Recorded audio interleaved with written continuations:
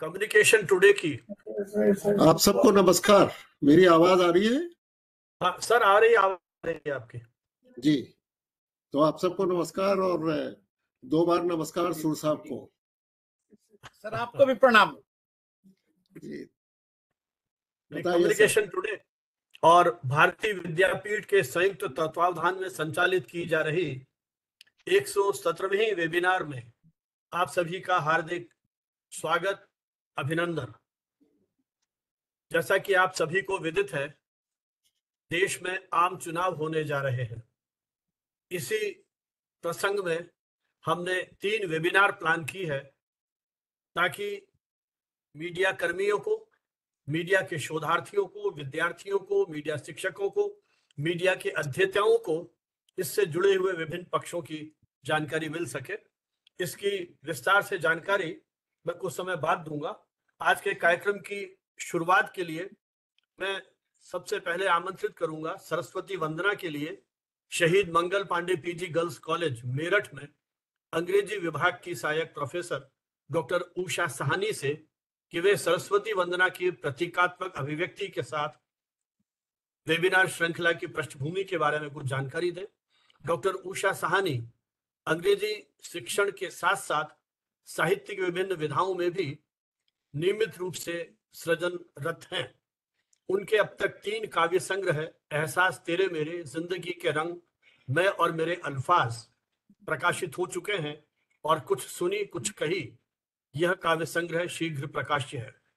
इसके अतिरिक्त उनकी एक संपादित पुस्तक contemporary dimensions literature, social media and re thinking gender प्रकाशित हो चुकी है और शेक्सपियर के नाटकों पर आपका शोध प्रबंध है जिस पर आपको डॉक्टरेट की उपाधि प्राप्त हुई है। कम्युनिकेशन टुडे हमारे मीडिया जर्नल की डिप्टी एडिटर के रूप में भी एसोसिएटेड है और इस वेबिनार श्रृंखला की आयोजन सचिव भी है।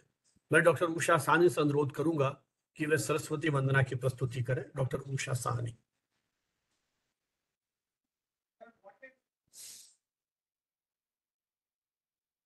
आभार सर। आपकी आवाज नहीं आ रही है, माइक म्यूटेड है। आप म्यूट था, जस्ट नाउ अनम्यूटेड सर।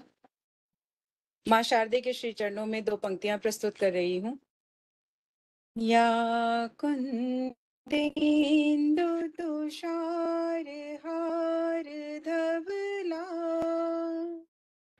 या शुभ्र वस्त्रावृता, या वीणा वरदंड मंडित करा, या श्वेत पद्मासना, या श्वेत पद्मासना, या श्वेत padmasana. A very warm welcome to one and all present here on this virtual platform. It's going to be our 117th webinar, which we are running under the collab along with Bharati Vidyapeeth, Indraprastha University, New Delhi. Earlier, to inform all the people who are here connected to us, we have already done 100 webinars under the umbrella of Communication Today, Media Bilingual Journal, which had been started by Professor Sanjeev Bhanavat. He had also brought many special issues for this particular journal. Not talking too much about it because we are giving this information on by all the webinars whenever we assemble here.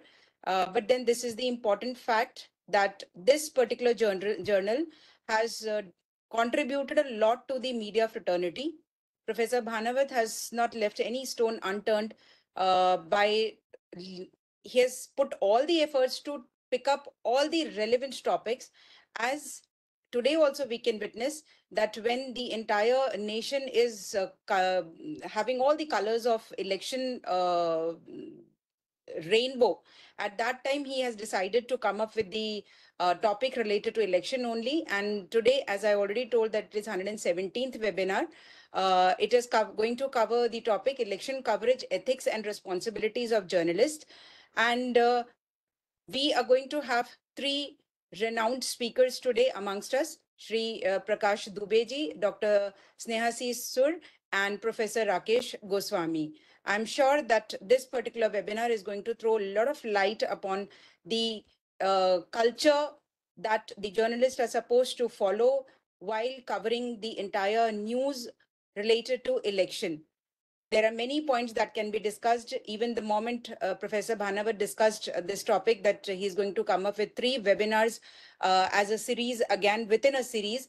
It's relevant that we need to talk about all these points. Yeah, of course, I know all these speakers are going to deliver those important informations. By this, the people who are here on this platform, they can understand that what is to be followed while covering the news related to elections. Thank you so much, Professor Bhanavat, to give me this opportunity to begin with this webinar. Thank you so much, sir. बहुत बहुत आभार doctor Usha Sahni. और अब मैं अनुरोध करूंगा professor M N. Hoda जी से।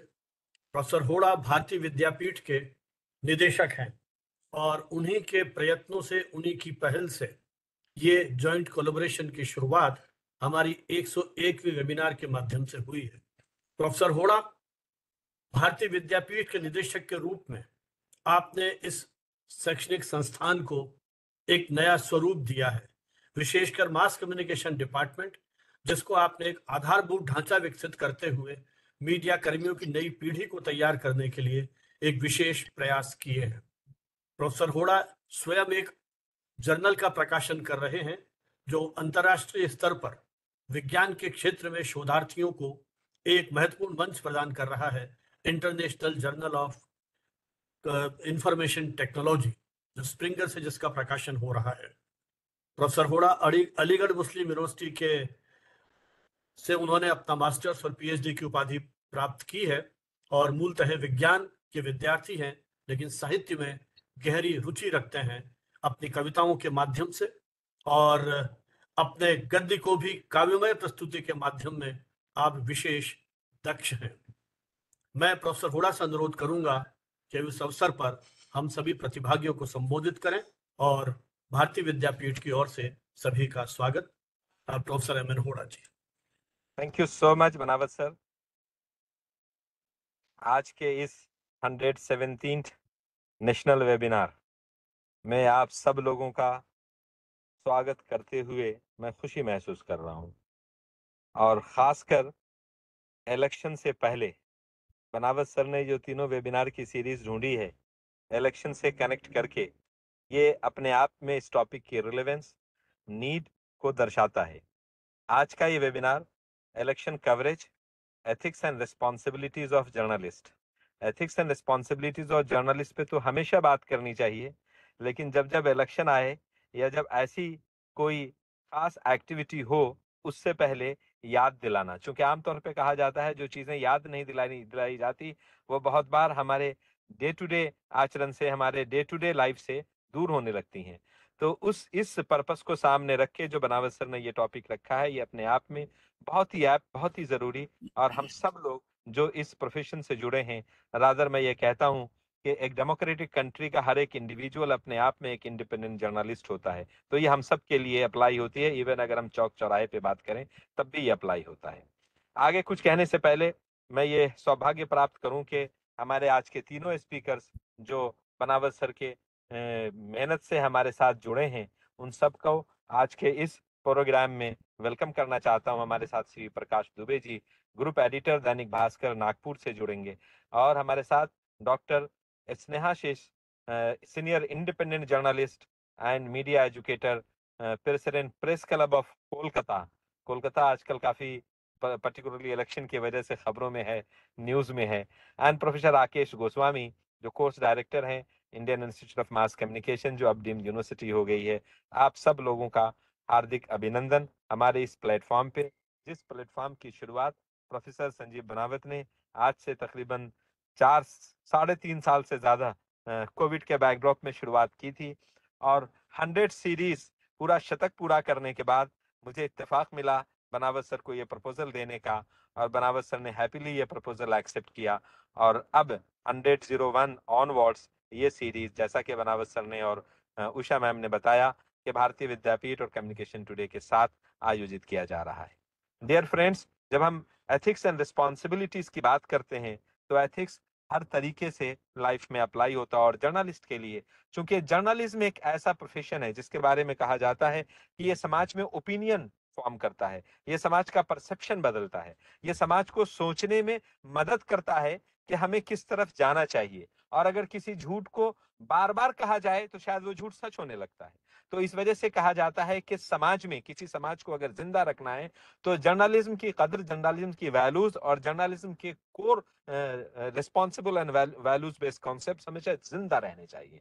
तो इसी वजह से किसी बड़े पत्रकार ने यह कहा था कि जर्नलिस्ट की कलम वो जो न रुके, न थके, न झुके, न बिके और न ही भटके। अगर हम इतनी चीज का ध्यान रखें कि वो कलम जो न रुके, न थके, न झुके, न भटके, न बिके, तो शायद सारे कोर वैल्यूज का आंसर हमें मिल जाएगा। और इसी वजह से कहा जाता है कि खासकर इलेक्शन के जमाने में, क्योंकि एक वोट से सरकारें बनती हैं, एक वोट से कैंडिडेट जीतता है और उसी एक वोट से हार जाता है। तो जर्नलिज्म को अगर अपने डेमोक्रेटिक कंट्री के डेमोक्रेटिक वैल्यूज को बचाना है तो हमेशा सच्चाई का साथ देना चाहिए। जब तक न्यूज की सच से हम पड़ताल न कर लें, जब तक हम खुद अपने आप को ऑथेंटिकेट करके ये वेरीफाई न कर लें कि ये न्यूज पब्लिक तक देने की है, हमें देने में थोड़ा संकोच और थोड़ा डिले करके उसे पहले वेरीफाई करना चाहिए और फिर देना चाहिए। एक जमाना था कि लोग आसपास, समाज, मोहल्ले, पड़ोस में अफवाह फैलाया करते थे और फिर कोई तो न्यूज चैनल सामने आता था, कोई न्यूज़पेपर सामने आता था, जर्नलिस्ट सामने आते थे और वो कहते थे नहीं नहीं, ये खबर जो फैलाई जा रही है ये फेक है। आज बिल्कुल रिवर्स होता जा रहा है। बहुत बार हम ये देखते हैं कि बहुत सारे मीडिया हाउसेस फेक न्यूज फैलाते हैं। अब तो डीप स्टेट हो रही है, फेक न्यूज फैलाते हैं और फिर समाज के लोग इकट्ठे जमा होकर कहते हैं कि ये चैनल जो खबर दे रहा, ये अखबार में जो खबर छपी है ये सही नहीं है, इस पे हमें ध्यान देने की जरूरत नहीं है। तो हमें वापस अपने पुराने मूल्यों पे वापस जाना चाहिए और देखना चाहिए कि हम कैसे इस समाज को बेटर कर सकें, लोगों को मिस इन्फॉर्म न करें, डिस इन्फॉर्म न करें, रादर प्रॉपरली इन्फॉर्म करें। और इसी वजह से कहा जाता है कि जो फंडामेंटल वैल्यूज हैं, जिसमें बेसिक कोड ऑफ कंडक्ट आता है, जिसमें लीगल एंगल्स आते हैं रिपोर्टिंग के, पर्टिकुलरली इलेक्शन के पर्पज से, जिसमें न्यूज की एक्यूरेसी और इंडिपेंडेंस आएगी, जिसमें ऑफ कोर्स रिस्पॉन्सिबिलिटी दैट इस न्यूज का कितना भयावह इंपैक्ट पड़ सकता है, या इस न्यूज से किसको कितना फायदा हो सकता है, या इस न्यूज से समाज के सोशल ताने बाने में क्या फर्क पड़ सकता है, इन चीजों पे अगर हम ध्यान रखें तो शायद हम बेटर करेंगे। इन्हीं चीजों पे डिलिबरेशंस के लिए आज के तीनों एकॉम्प्लिश्ड एक्सपर्ट्स, विद्वान हमारे बीच हैं जो हमें बताएंगे, और जो हमारे साथ विद्यार्थी जुड़े हैं, टीचर्स जुड़े हैं, जो प्रोफेशनल्स जुड़े हैं, जो रिसर्च स्कॉलर्स जुड़े हैं, उन सब की इंफॉर्मेशन के लिए कि हमें in general ethics and responsibility and particularly election की जब रिपोर्टिंग करते हैं जिससे सरकारें बनती हैं और बिगड़ती हैं, उनमें क्या ध्यान रखने की जरूरत है। तो मैं इन दो पंक्तियों के साथ कंक्लूड करना चाहूंगा कि हमेशा मैं कहता हूं कि जो आर्टिस्ट हैं वो एक फन दिखाते हैं, जर्नलिज्म भी एक फन है। मैं हमेशा कहता हूं कि कौन सी बात कहाँ कैसे कही जाती है, ये हुनर हो तो हर बात सुनी जाती है। और ये जर्नलिज्म के लिए बहुत इंपॉर्टेंट है कि आप किस बात को अच्छे से कैसे प्रेजेंट करते हैं, उसमें कितनी सच्चाई का एंगल है और कितना तोड़ा मरोड़ा गया है, कितनी कलम भटकी है या कितनी कलम हमारी बिकी है।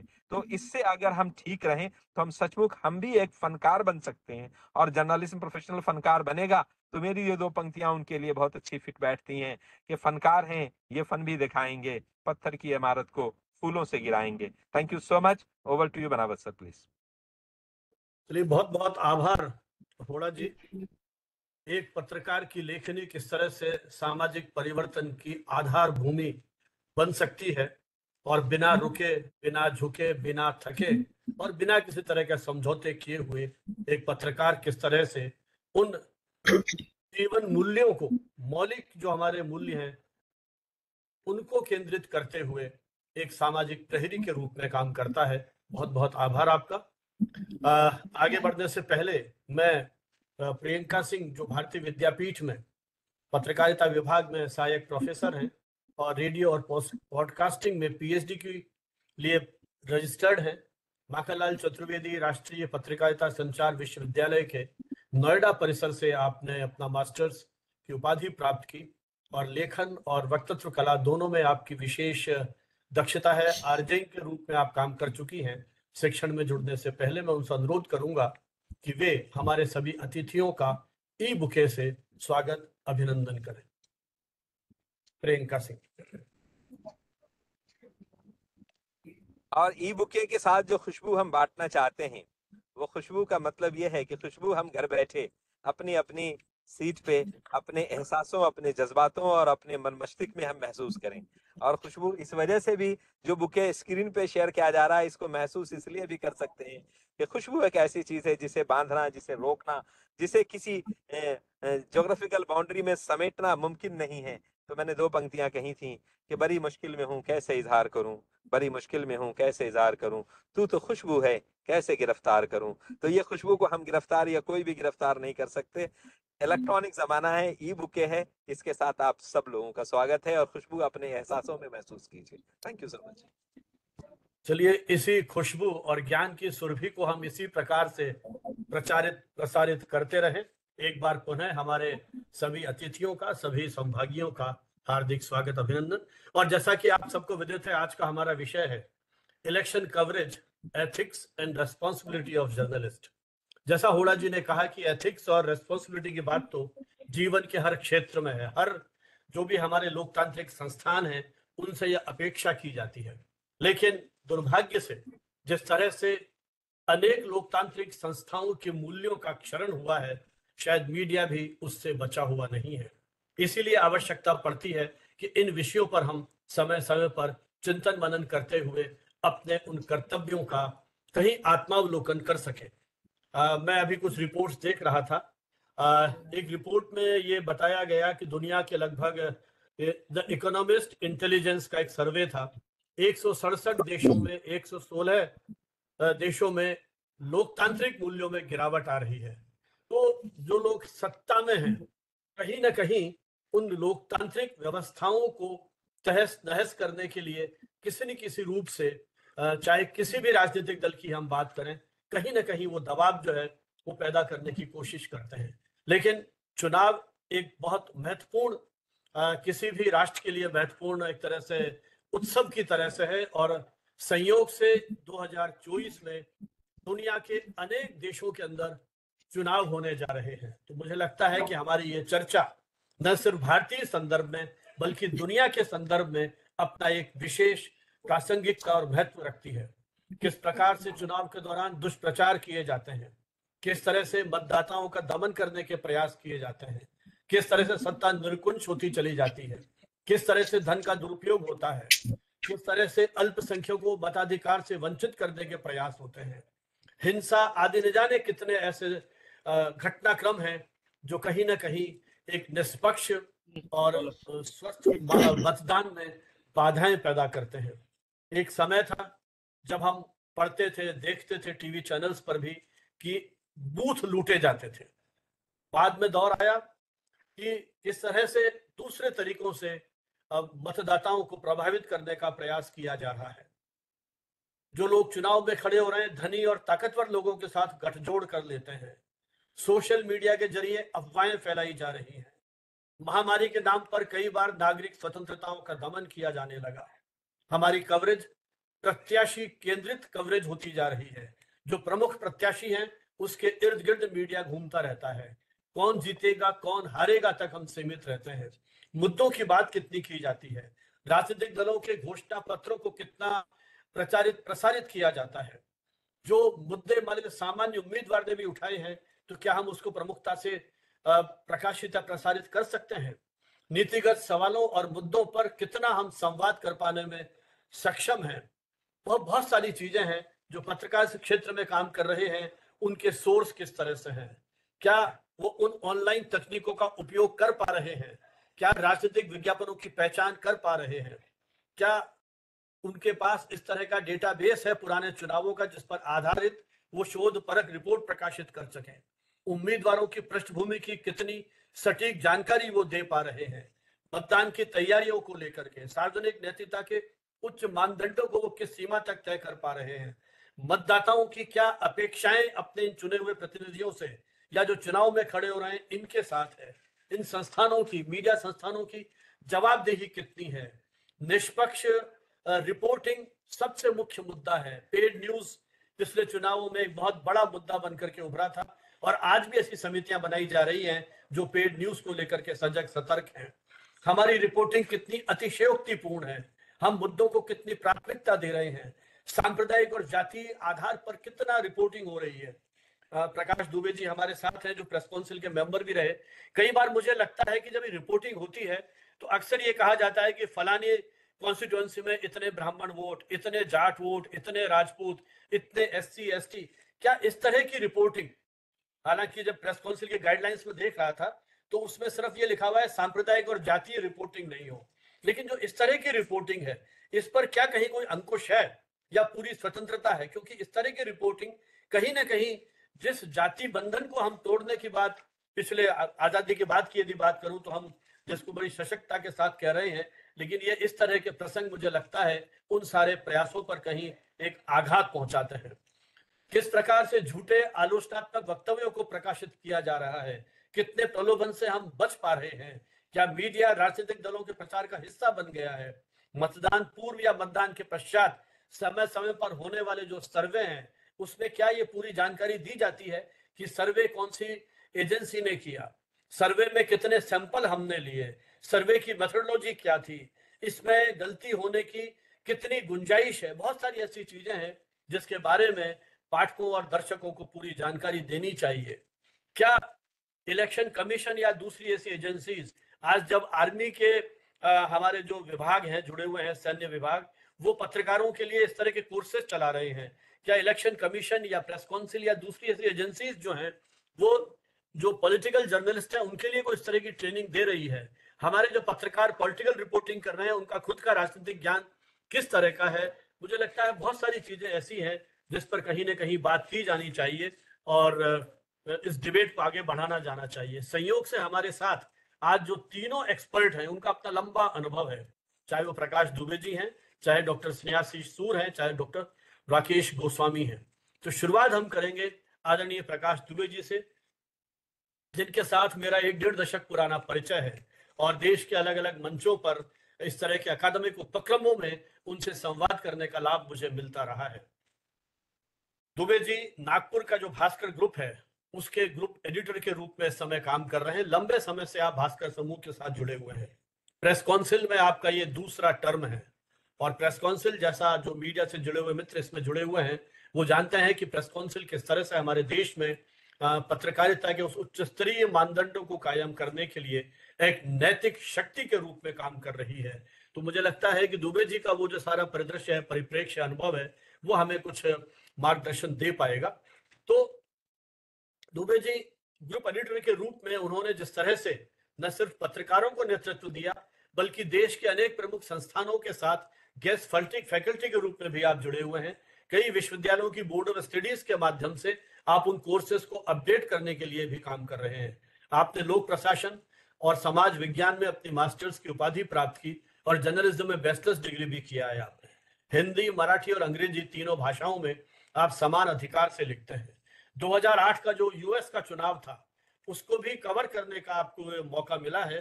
तो एक प्रकार से भारतीय परिप्रेक्ष्य के साथ साथ जो अंतर्राष्ट्रीय चुनाव का जो अनुभव है कवरेज का, वो हमारे लिए बहुत महत्वपूर्ण है।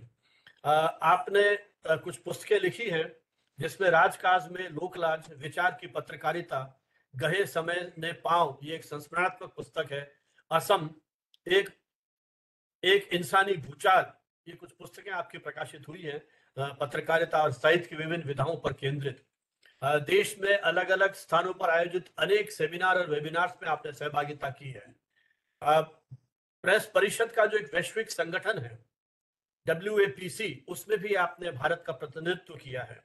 मीडिया विषयक अनेक सेमिनारों में आपने सहभागिता की है। कश्मीर में जब आतंकवाद अपने चरम पर था उस समय उन आतंकग्रस्त क्षेत्रों का आपने एक सामान्य नागरिक के रूप में विचरण करते हुए वहां के उन हालातों पर अपनी बहुत ही प्रखर और संवेदनशील रिपोर्टिंग की थी। आपको अपने पत्रकारिता के करियर में यूं तो अनेक व्यक्तियों से, नेताओं से और अलग अलग क्षेत्रों के विशेषज्ञों से मिलने का मौका मिला, लेकिन माओवादी नक्सल आंदोलन के जनक कनु सान्याल से भी आपकी एक बहुत महत्वपूर्ण मुलाकात रही। BBC और वॉइस ऑफ अमेरिका जैसे माध्यमों से आपका जुड़ाव है, उन पर सतत आप अपने एक विश्लेषक के रूप में अलग अलग मुद्दों पर आप अपेयर होते रहते हैं। देश के अनेक प्राइवेट चैनल सहित दूरदर्शन पर भी आप इस तरह के मुद्दों पर एक विषय विश्लेषक के रूप में आते रहते हैं। जब संसद का लाइव प्रसारण हुआ था तो भारतीय संसद की एक फेलोशिप पर आपने उस लाइव कवरेज के इम्पैक्ट पर भी स्टडी की थी। शायद दुनिया में यह पहली बार इस तरह का एक शोध किया गया था। राष्ट्रीय फिल्म पुरस्कारों की निर्णायक समिति में भी आप समय समय पर सम्मिलित रहे हैं। अमेरिका, पाकिस्तान, जर्मनी, यूनान आदि अनेक देशों की यात्रा करने का आपको अवसर मिला है और प्रेस काउंसिल की विशेषकर कई उप समितियों के आप सदस्य रहे हैं। कई पुरस्कार आपको मिले हैं जिसमें एमवी कामत पुरस्कार, माधवराव सप्रे पुरस्कार, राजेंद्र माथुर पुरस्कार आदि अनेक पुरस्कारों से आप सम्मानित हुए हैं, जो आपकी प्रखर पत्रकारिता का प्रमाण है। तो जो आपका विशद राष्ट्रीय अंतर्राष्ट्रीय अनुभव है पत्रकारिता के क्षेत्र का और इलेक्शन कवरेज का, तो मुझे लगता है ऐसे वरिष्ठ पत्रकार का संबोधन जो हमारे यहाँ पत्रकारिता के विद्यार्थी हैं, मीडिया शिक्षक हैं, निश्चित रूप से उन्हें लाभान्वित करेगा। मैं अनुरोध करूंगा आदरणीय दुबे जी से कि वे अपनी बात शुरू करें। आदरणीय दुबे जी।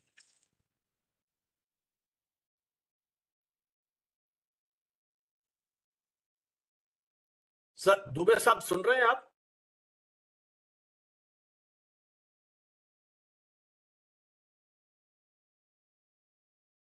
दुबे जी है कि नहीं है इसमें?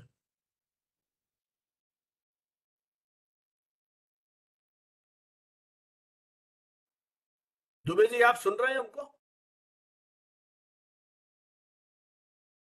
मुझे लगता है डिस्कनेक्ट हो गए क्या वो?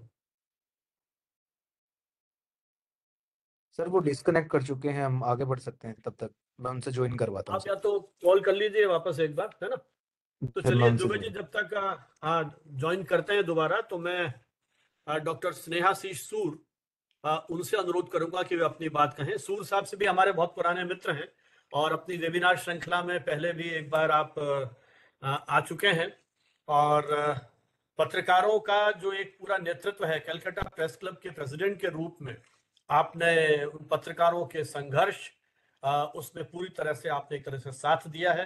मैं ये कहूँ कि उनकी लीडरशिप में पत्रकारों ने अलग अलग क्षेत्रों में बहुत कंट्रीब्यूट किया है। जो आप दूरदर्शन से एडिशनल डायरेक्टर जनरल के पद से सेवानिवृत्त हुए हैं, एक पत्रकार के साथ साथ मीडिया शिक्षक के रूप में भी आपने एक बहुत लंबी पारी खेली है और खेल रहे हैं।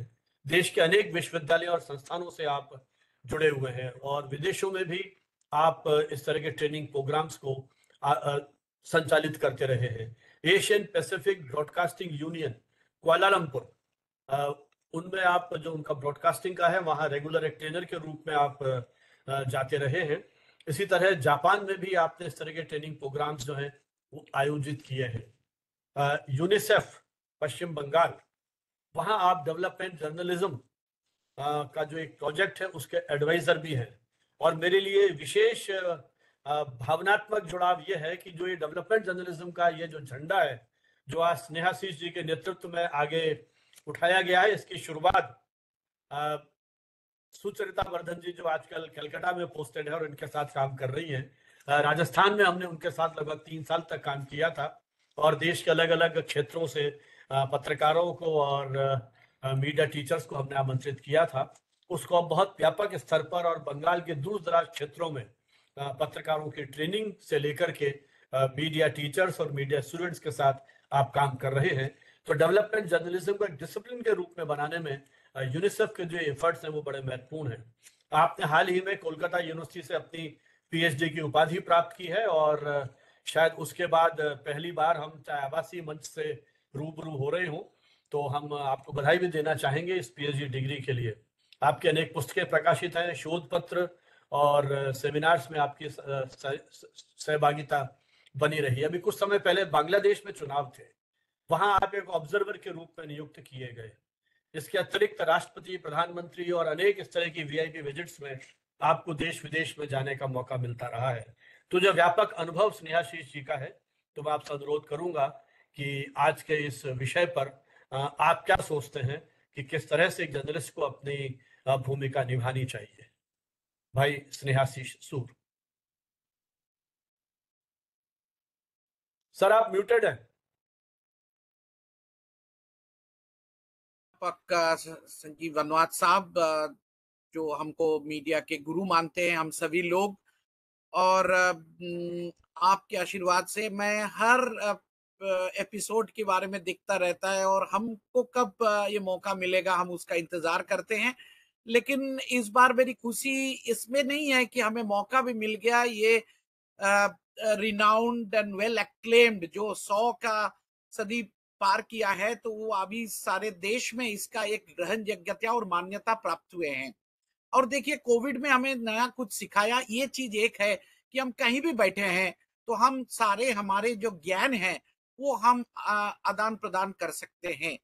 तो इसके बारे में हमें खुशी है, और लेकिन ज्यादा खुशी है कि जिस विषय पर हमें बोलने का मौका मिला वो हमने पब्लिक सर्विस ब्रॉडकास्टिंग और दूरदर्शन में सारे पत्रकारिता के करियर में काम करने के नाते हमें चुनाव का समय काफी सतर्कता के साथ अपना कार्रवाई निभाना पड़ता है, और उसके लिए अलग प्रशिक्षण और चुनाव आयोग के साथ संपर्क और चुनाव आयोग के क्या क्या नीतियां हैं, क्या क्या पाबंदी है, वो सबको हमने एकदम पल पल करके, जैसे कि सत्तारूढ़ दल के कितना कवरेज हो रहा है और विरोधी को कितना कवरेज हो रहा है, ये पल पल करके हमें उसको मेजर करना और बैलेंस करना, ये हमें काम किए हैं।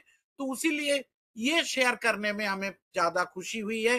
हुदा साहब का भी विनम्र नमन, क्योंकि उन्होंने इस जिसे शुरुआत किया है।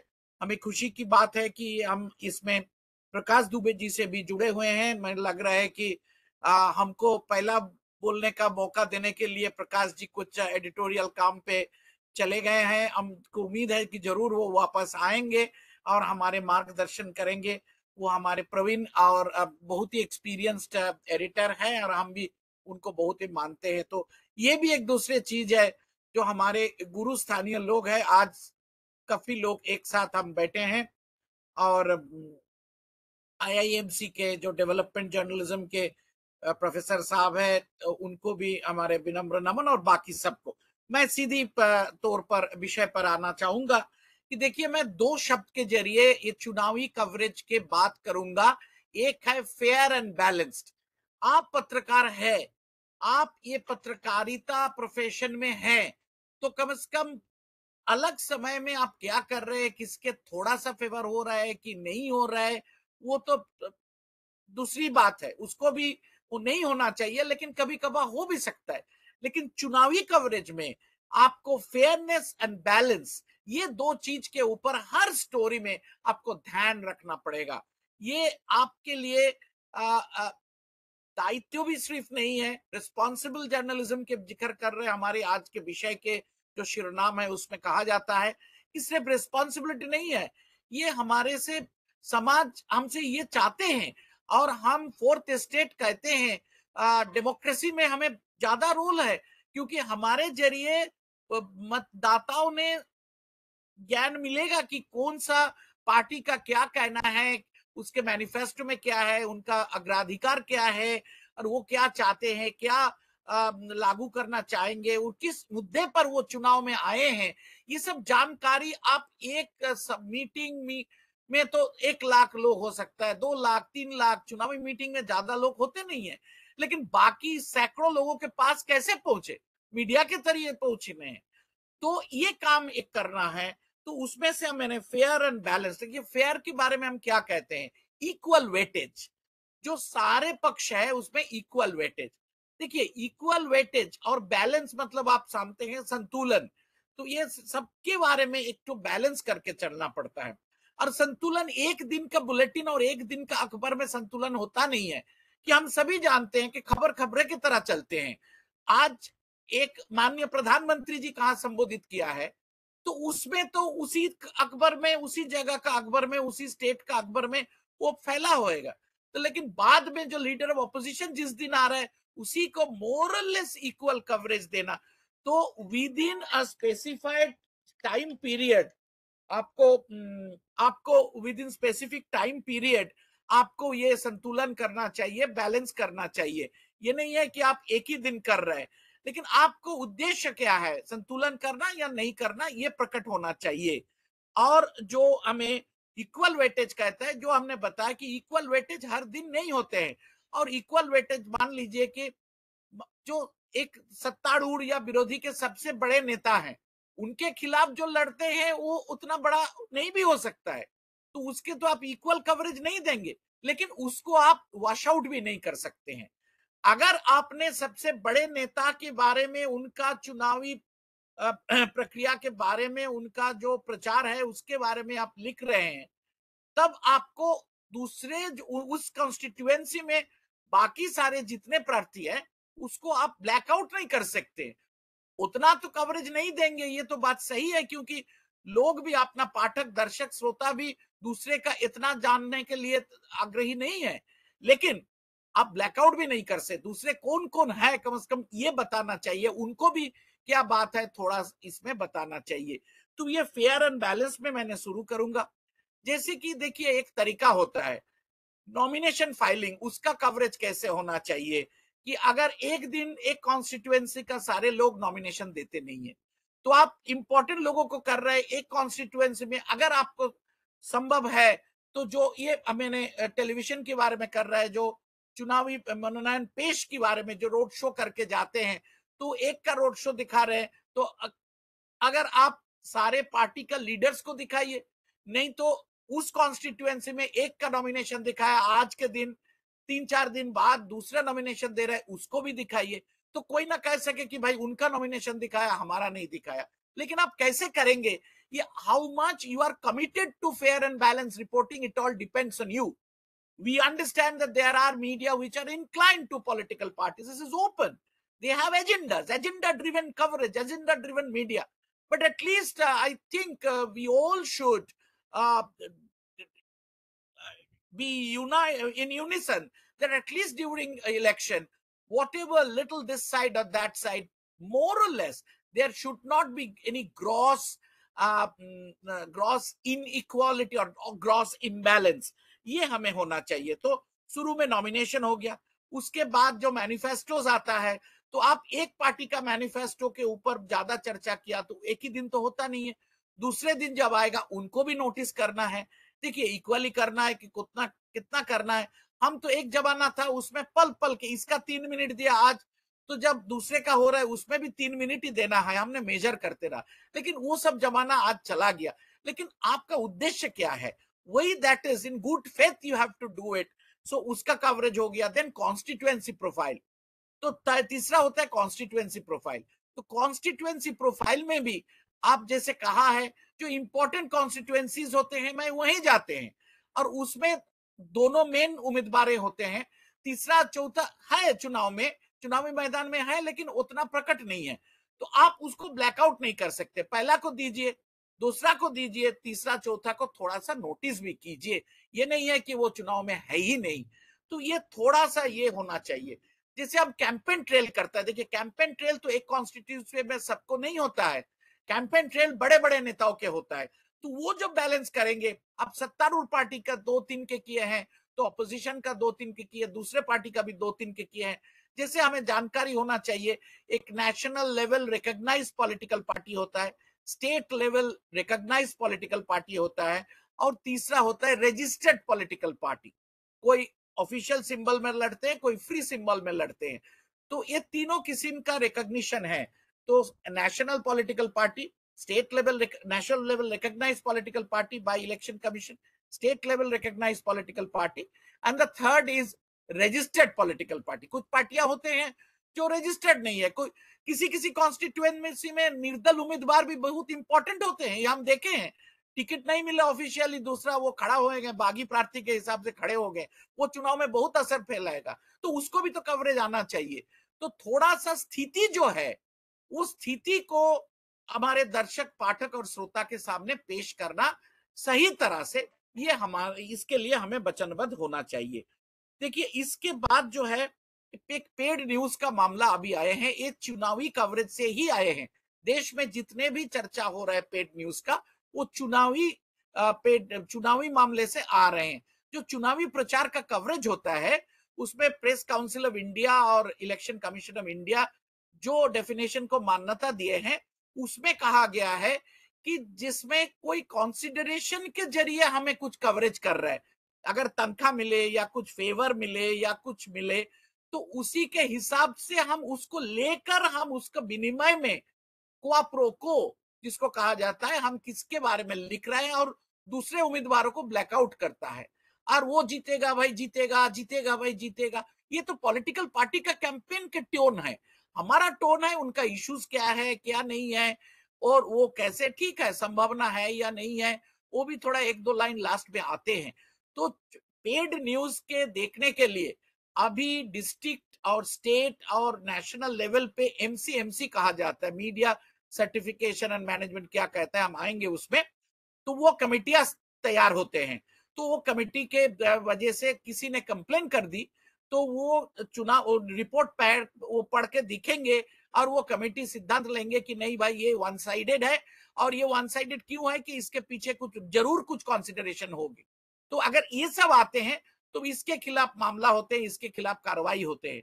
लेकिन दुख की बात है ये पेड न्यूज को आइडेंटिफाई होने का बाद इसका असर डेमोक्रेसी में कितना पड़ा कि चुनाव कुछ डिसमिस हुआ था, कि चुनाव में कुछ उसको स्ट्रिंग कर दिया था, कि क्या हुआ था।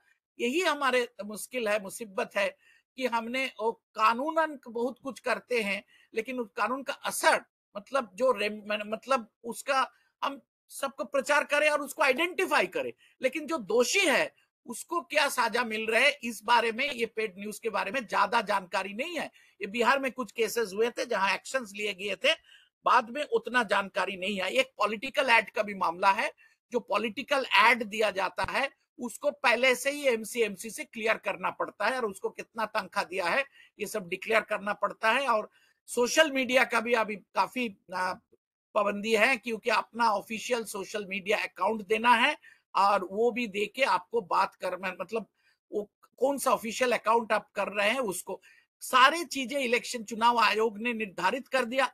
आपको कितना मानना है, आपका मैनेजमेंट का कितना मानना है, आप कितने एथिकल एंड रिस्पॉन्सिबल है, ये आपकी बात है, आपकी मीडिया की बात है, आपका मीडिया को जो नेतृत्व दे रहे उनकी बात है। लेकिन मुझे एक ही बात कहना है कि जिस बाकी समय जो कुछ करे या ना करे, इस समय पत्रकारों को काफी रिस्पॉन्सिबिलिटी दिखाना चाहिए क्योंकि हमारे बातों से, हमारे लिखन से वोटदाता को महसूस होगा और उसी हिसाब से वो पब्लिक ओपिनियन क्रिएट होगा और वो वोट डाले जाएंगे।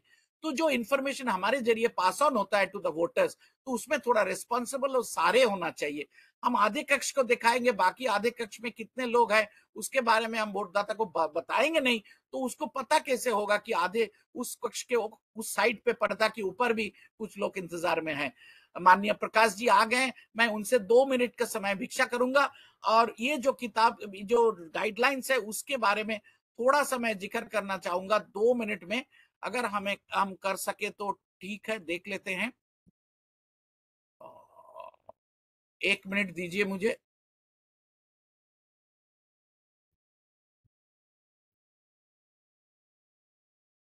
कि वो आ रहे कि ये पढ़े हैं? हाँ दिख रहा है लेकिन वो फ्रंट पेज हाँ जी, लाइए कुछ आप। आ रहे हैं? हाँ हाँ आ रहा है लेकिन वो फ्रंट पेज दिखाओ कुछ आप। आ रहे हैं? हाँ लेकिन वो हाँ, एक हाँ अब फ्रंट पेज ठीक है। Handbook on media matters. हाँ हाँ ठीक है, हाँ देखिए हाँ ये हाँ जो किताबें हैं ये इलेक्शन कमीशन का वेबसाइट में मिलता है, नेट में मिलता है। या कोई भी पत्रकार इसको एक बार देख लेना चाहिए। ये काफी सारे चीजें इसमें है जो आपको देखिए जिस जिस में मैंने जिक्र किया उसके बारे में बहुत सुंदरता के साथ इसमें लिखा हुआ है कि क्या क्या करना है क्या नहीं करना है। और ये देखते हैं इसमें ये देखिए, अरे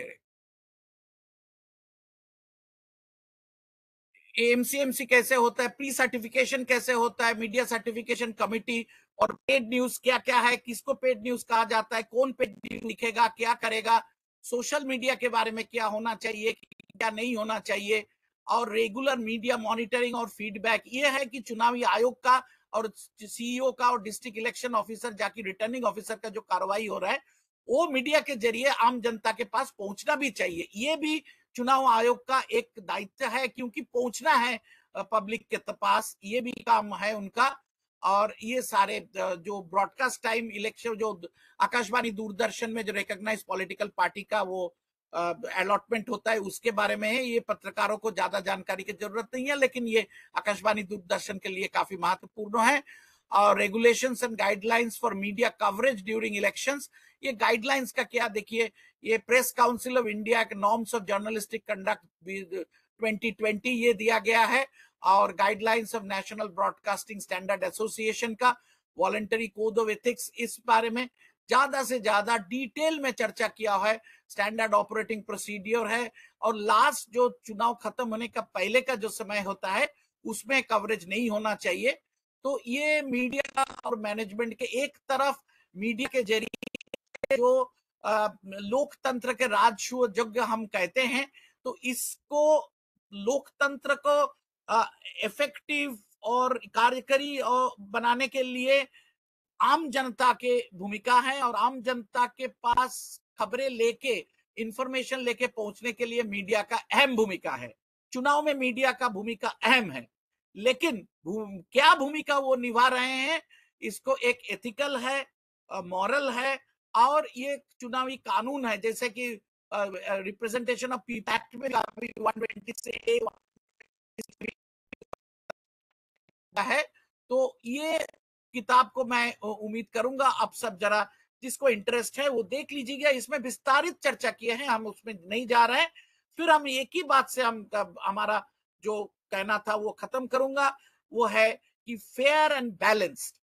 फेयर है जो, देखिए इक्वल नहीं होगा, लेकिन फेयरनेस का मतलब क्या है वो हमारे कॉन्शियस में रहेगा। किसी को ब्लैकआउट नहीं होगा, बैलेंस होगा, सबको जगह दिया जाएगा। जो पार्टी सत्ता में आ रहा है हमें पता है कौन सत्ता में आ रहा है, लेकिन बाकी लोगों को भी चुनाव लड़ने का हक है, और उनको भी कुछ बातें पब्लिक के प्रति भेजने का हमारे मीडिया का भी हक है। तो फेयर एंड बैलेंस से ही हम हमारा बात खत्म करूंगा। और ये किताब जो है इलेक्शन कमीशन के, ऑल इंडिया रेडियो दूरदर्शन का भी कुछ गाइडलाइंस है, प्रेस काउंसिल का भी गाइडलाइंस है, वो सब आप देख सकते हैं। हम उनको ज्यादा जिक्र नहीं करते हैं। तो हम पुनः प्राध्यापक भानुवाद जी को और प्रकाश दुबे जी को और हमारे IIMC के जो साहब है राकेश दुबे जी को भी हम हमारा नमन करते हैं, और हमें ये मौका देने का हमें खुशी है कि ये मान्यता प्राप्त जो प्रसिद्ध पॉपुलर वेबिनार है उसमें भाग लेने का मौका मिला। और जिस काम आपने किए हैं इतने साल तक, 40 साल तक, 35 साल तक, तो उसके बारे में कहना तो मैं अंदर से भी कह सकता हूं, क्योंकि इसका पारित हमने किया है, इसका पालन हमने किया है। इसी की कहते हैं कि हम चुनावी समय और घर से बाहर निकाल के नहीं, पिताजी को कहते हैं कि पिताजी बाय बाय, तो माताजी को भी कहते हैं कि माताजी प्रणाम। तो एक को बोल के हम नहीं आते, इतना बैलेंस हमें करना जरूरी होता है, इसका अंदर में आ जाता है। This has come, we have internalised this and we are committed to this public service broadcasting, we are committed to fair and balanced reporting. प्रणाम। चलिए, बहुत बहुत आभार भाई स्नेहाशीष जी। आपने बहुत ही प्रखरता के साथ एजेंडा ड्रिवन मीडिया के इस दौर में जो अपेक्षाएं की है मीडिया कर्मियों से कि वो फेयर एंड बैलेंस रिपोर्टिंग करें, ये बहुत महत्वपूर्ण है। और आपने अनेक उदाहरणों से और अनेक जो गाइडलाइंस हैं उनके उदाहरण देकर के, और बहुत ही कहना चाहिए कि एक संवेदनापरक या भावुक उदाहरण आपने दिया कि जब हम माता के साथ साथ पिताजी दोनों को प्रणाम करते हुए जाते हैं तो ये संतुलन रिपोर्टिंग में होगा। उस तरह की एक फील यदि कोई पत्रकार महसूस कर सके तो शायद जो अपेक्षाएं आम मतदाता की है इन पत्रकारों से, उस दिशा में हम कुछ कंट्रीब्यूट कर पाएंगे। बहुत बहुत आभार। बाद में कोई प्रश्नोत्तर होता है तो उस पर विस्तार से चर्चा होगी। संयोग से दुबे जी हमारे साथ फिर जुड़ गए हैं। मैंने उनका विस्तृत परिचय आपको दिया था और बताया था किस तरह से आपने एक राष्ट्रीय अंतर्राष्ट्रीय परिदृश्य पर काम किया है। अपनी पुस्तकों के माध्यम से, आलेखों के माध्यम से, वक्तव्यों के माध्यम से आपने पत्रकारिता के उन नैतिक मूल्यों को प्रचारित प्रसारित करने में, और बल्कि खासकर समूह के साथ आपने उन मूल्यों को जिया है। एक संस्था भाई कमल दीक्षित जी जो थे भोपाल के, दुर्भाग्य से हमारे बीच में नहीं है, मीडिया इनिशिएटिव फॉर वैल्यूज, उसके साथ भी आप जुड़े हुए रहे। और जैसा मैंने कहा कि अमेरिकन प्रेसिडेंट के चुनावों से लेकर के भारतीय चुनावों के व्यापक दौर को आपने बहुत निकटता से देखा है, उस सारे परिवर्तन को आपने बहुत निकटता से देखा है। और प्रेस काउंसिल के माध्यम से तो आपने एक तरह से जिनकी बात सूर साहब कर रहे थे अभी, आपने उन सारे उसकी जो गाइडलाइंस है उनको बनाने में आपकी भूमिका रही है। तो हम चाहेंगे कि अपने वो जो अनुभव हैं वो हमारे साथ कुछ साझा करें, आदरणीय प्रकाश दुबे जी। सर अनम्यूट करना पड़ेगा, आप म्यूटेड हैं।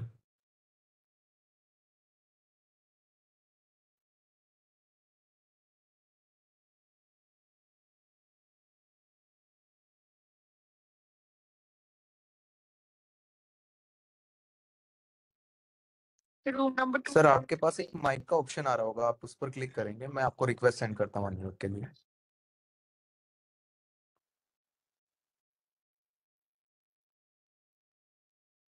उसके बाद भी अनम्यूट। जी सर हो गया। हाँ हो गया सर, हो गया। वापस बंद हो गया।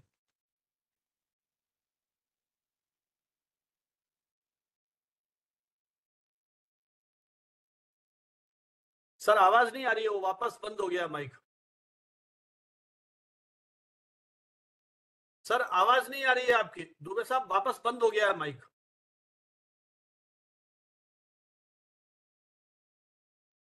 हेलो, अभी हाँ सर आया? अब ठीक है। जी सर आवाज आ रही है अब। तो इतने महत्वपूर्ण विचार सत्र में शामिल करने के लिए मैं प्रोफेसर संजीव बानर्जी का आभार प्रदर्शन करूं। उसके पहले मुझे माफी मांगनी चाहिए श्री स्नेह सूर से, क्योंकि मैं उनको पूरा नहीं सुन पाया। और मुझे लगता है कि मुझे आभार प्रकट करना चाहिए उन लोगों का जिनकी मुट्ठी में ये वायु तरंगे हैं और जो आपके और मेरे बीच में लगातार गायब हो रही थी, और दुर्भाग्य से मैं पूरा सुन नहीं पाया। आज का विषय मेरे लिए न सिर्फ रोचक है बल्कि मेरे जीवन कर्म से जुड़ा हुआ है। और मैं ये सोच रहा था कि इसके बारे में जब मैं बात करूं तो उसके पहले आज की ही दो घटनाओं का मैं उल्लेख कर दूं जो चुनाव से संबंधित है। पहली घटना है महाराष्ट्र में अमरावती नाम का एक लोकसभा क्षेत्र है। इस लोकसभा क्षेत्र से जब 2019 में चुनाव हुआ, उसके बाद चुनाव याचिका दायर हुई और उसमें यह पता लगा कि विधि उम्मीदवार जो निर्दलीय है उनका जो प्रमाण पत्र है, जाति प्रमाण पत्र है, वह प्रमाण पत्र फर्जी है। मामला अदालत में गया, अदालत ने कहा कि हाँ ये फर्जी है। उन्होंने दोबारा कोशिश की कि इसकी समीक्षा हो, लेकिन अदालत ने कहा कि जो फैसला दिया गया वो सही है।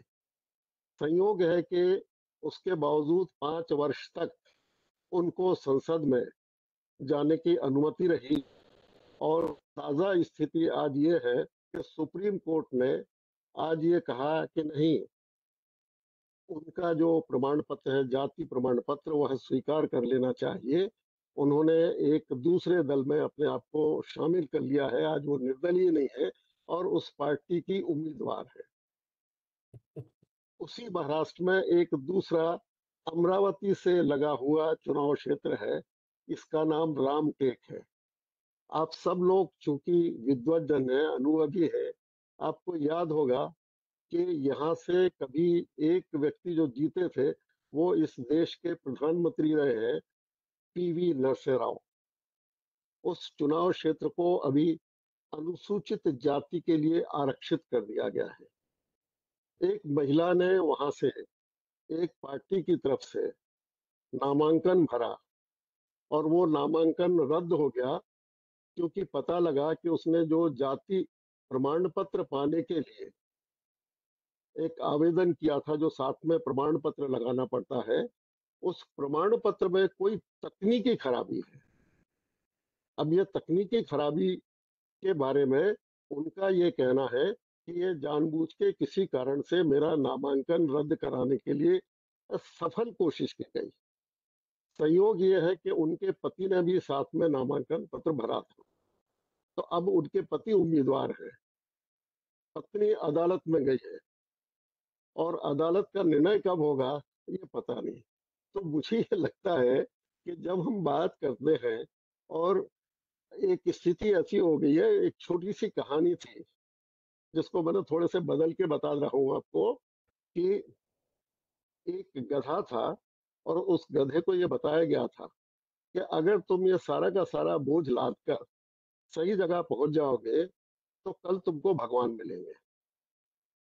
आज के पत्रकार की स्थिति यही है कि अगर तुमने सारी की सारी अच्छी खबरें सही जगह पे भेज दी तो अगले दिन अखबार ठीक होगा, लेकिन जब हम पत्रकारों के एथिक्स की बात करते हैं, उनकी रिस्पॉन्सिबिलिटी की बात करते हैं, तो वो किस संदर्भ में करते हैं?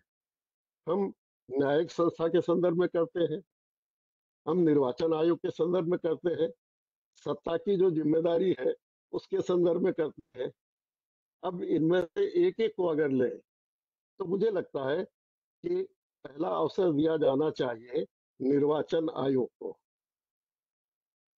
आप सबकी जानकारी के लिए निर्वाचन आयोग को एक सदस्य एमसीएमसी की दादा बात कर रहे थे, स्नेहासी सूद जी, एक सदस्य जो है वो प्रेस काउंसिल का प्रतिनिधि होता है जो हर राज्य में रहता है।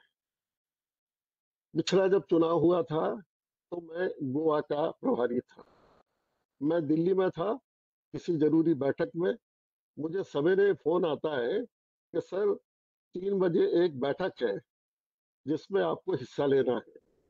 तो मैंने उससे पूछा कि आप मुझे बताइए कि आप मुझे 11 बजे फोन कर रहे हैं, 3 बजे मैं गोवा कैसे पहुंच सकता हूँ? उनका उत्तर था, सर फोन लाइन पर जुड़ जाइए। तो मैंने कहा कि आप लोग चुनाव को इतनी गंभीरता से लेते हैं, कोई बात नहीं, आप मुझे बताइए मुद्दा क्या है। तो मैं दलों के नाम लेकर बता रहा हूँ क्योंकि इसमें छुपाने जैसी कोई बात नहीं है। तृणमूल कांग्रेस के उम्मीदवार ने एक विज्ञापन जारी करने की सम्मति मांगी थी। उसमें यह था कि जो उस समय मुख्यमंत्री पद के उम्मीदवार थे और जो अभी भी मुख्यमंत्री है, उनका एक फोटो था जो एक भूतपूर्व मुख्यमंत्री के जन्मदिन पर वो उनके पैर छू रहे थे, उनके सामने झुके हुए थे। तो ये उसके नीचे लिखा था कि अमुक पार्टी से ये क्या मांग रहे हैं, और उसके जो सदस्य थे उनका कहना था कि ये तो बहुत अनुचित है। मैंने ये जानना चाहा कि यह फोटो जो है क्या ये मार्फिंग है, विकृति की गई है इसमें? तो उन्होंने कहा कि नहीं। पता ये लगा कि उन भूतपूर्व मुख्यमंत्री के जन्मदिन पर वो फोटो बाकायदा वो बधाई देने गए थे, वो जारी किया गया था और एक दूसरा विरोधी दल उसको इस्तेमाल कर रहा था।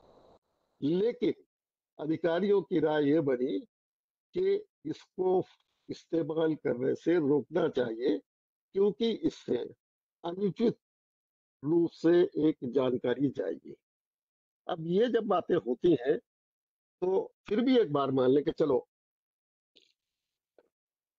मुझे तो उन्होंने संपर्क किया। भारतीय प्रेस परिषद की पिछली बैठक जो 28 मार्च को हुई थी, उसमें सारे सदस्यों ने यह बताया कि एक या दो अपवादों को छोड़कर एमसीएमसी की किसी भी बैठक में सूचित ही नहीं किया गया।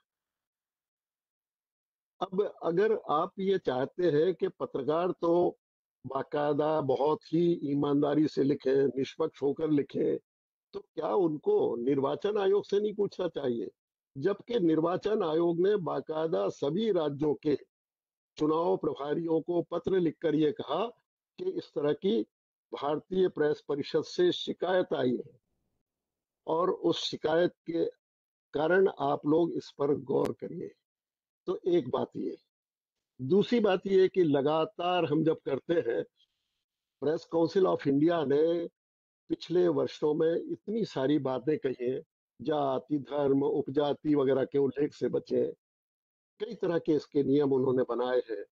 उनका पालन कितना होता है मुझे लगता है कि बताने की तो आवश्यकता नहीं है। एक ये है कि जो अभी दादा ने और सब लोगों को एक चिंता होती है चुनाव के समय, पहले फेक न्यूज शब्द चलता था, अब पेड न्यूज चलता है। पेड न्यूज के बारे में हमेशा लोगों को ये लगता है, भारतीय प्रेस परिषद में एक मामला आया था मैं उसका संपादकों की तरफ से प्रतिनिधित्व करता हूं और मेरा सौभाग्य है कि कई बार मुझे मिला। बेलगांव जिले में, जो कर्नाटक का हिस्सा है, आज से संभवतः 4 या 5 साल पहले फेक न्यूज की शिकायतें जो वहां के कलेक्टर ने भेजी थी, जो जिला निर्वाचन अधिकारी होता है, वो 100 से ज्यादा थी। भारतीय प्रेस परिषद के तत्कालीन अध्यक्ष जो है, वो चौंक गए कि क्या इतना पैसा लेके और लोग इस तरह से छाप रहे हैं। तो ये तय हुआ कि बैठक ही वहां पे की जाए, ताकि जो छोटे मझोले अखबार दिल्ली या किसी बड़ी जगह आने में असमर्थ होते हैं, उनकी बात सुने।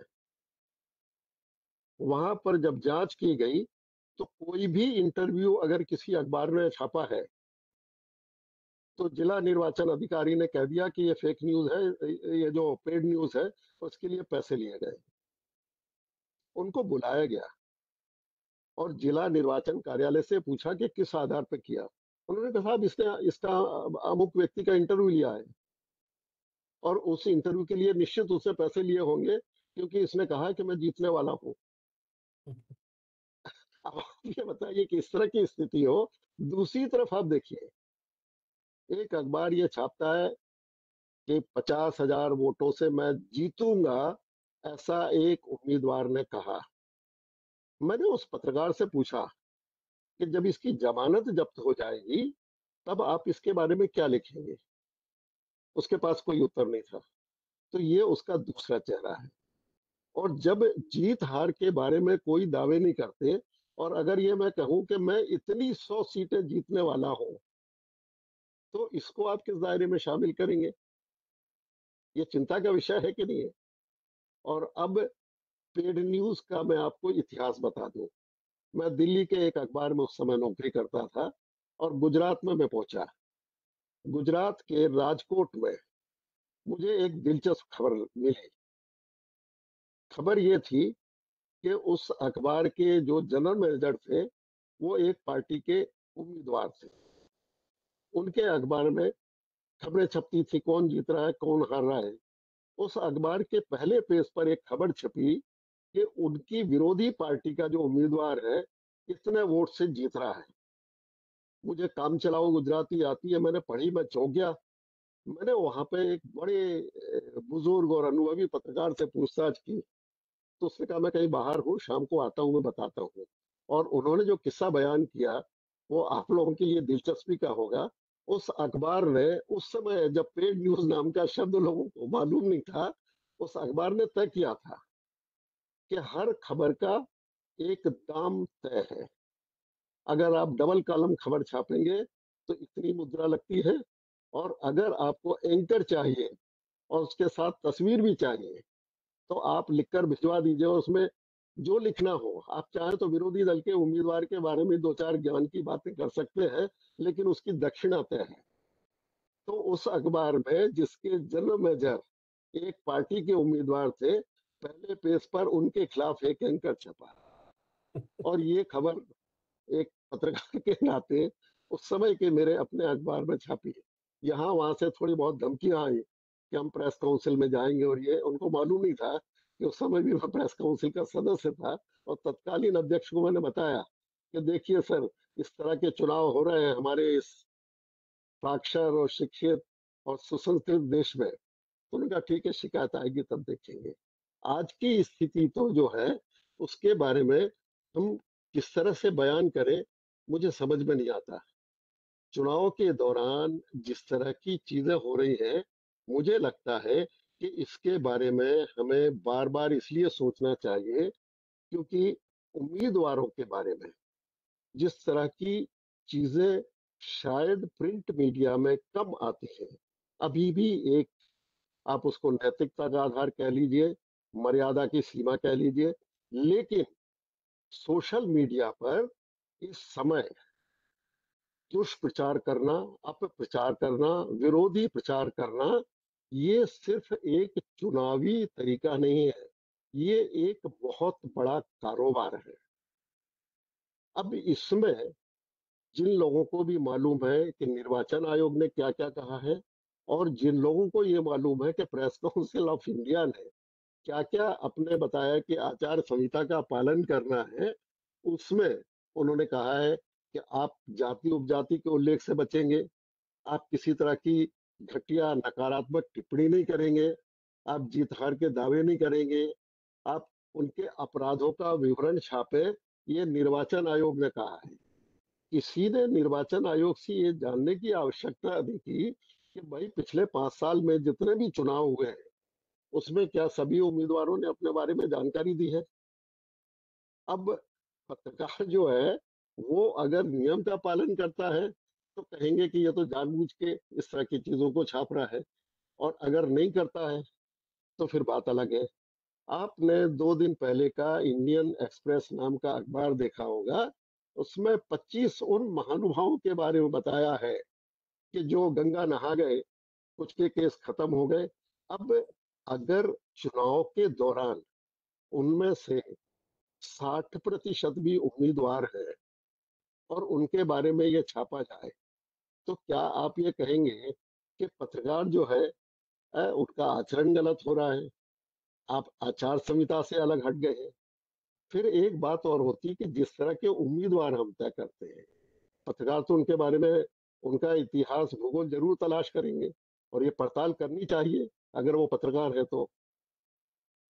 जिस तरह से लोगों को मुंबईया फिल्मों से दूसरी फिल्मों से लाया जाता है और वो चुनाव भी संभवतः ज्यादा आसानी से जीत जाते हैं। मैं नाम लेकर पूछना चाहता हूँ, कुछ लोगों के नाम बताता हूँ मैं आपको।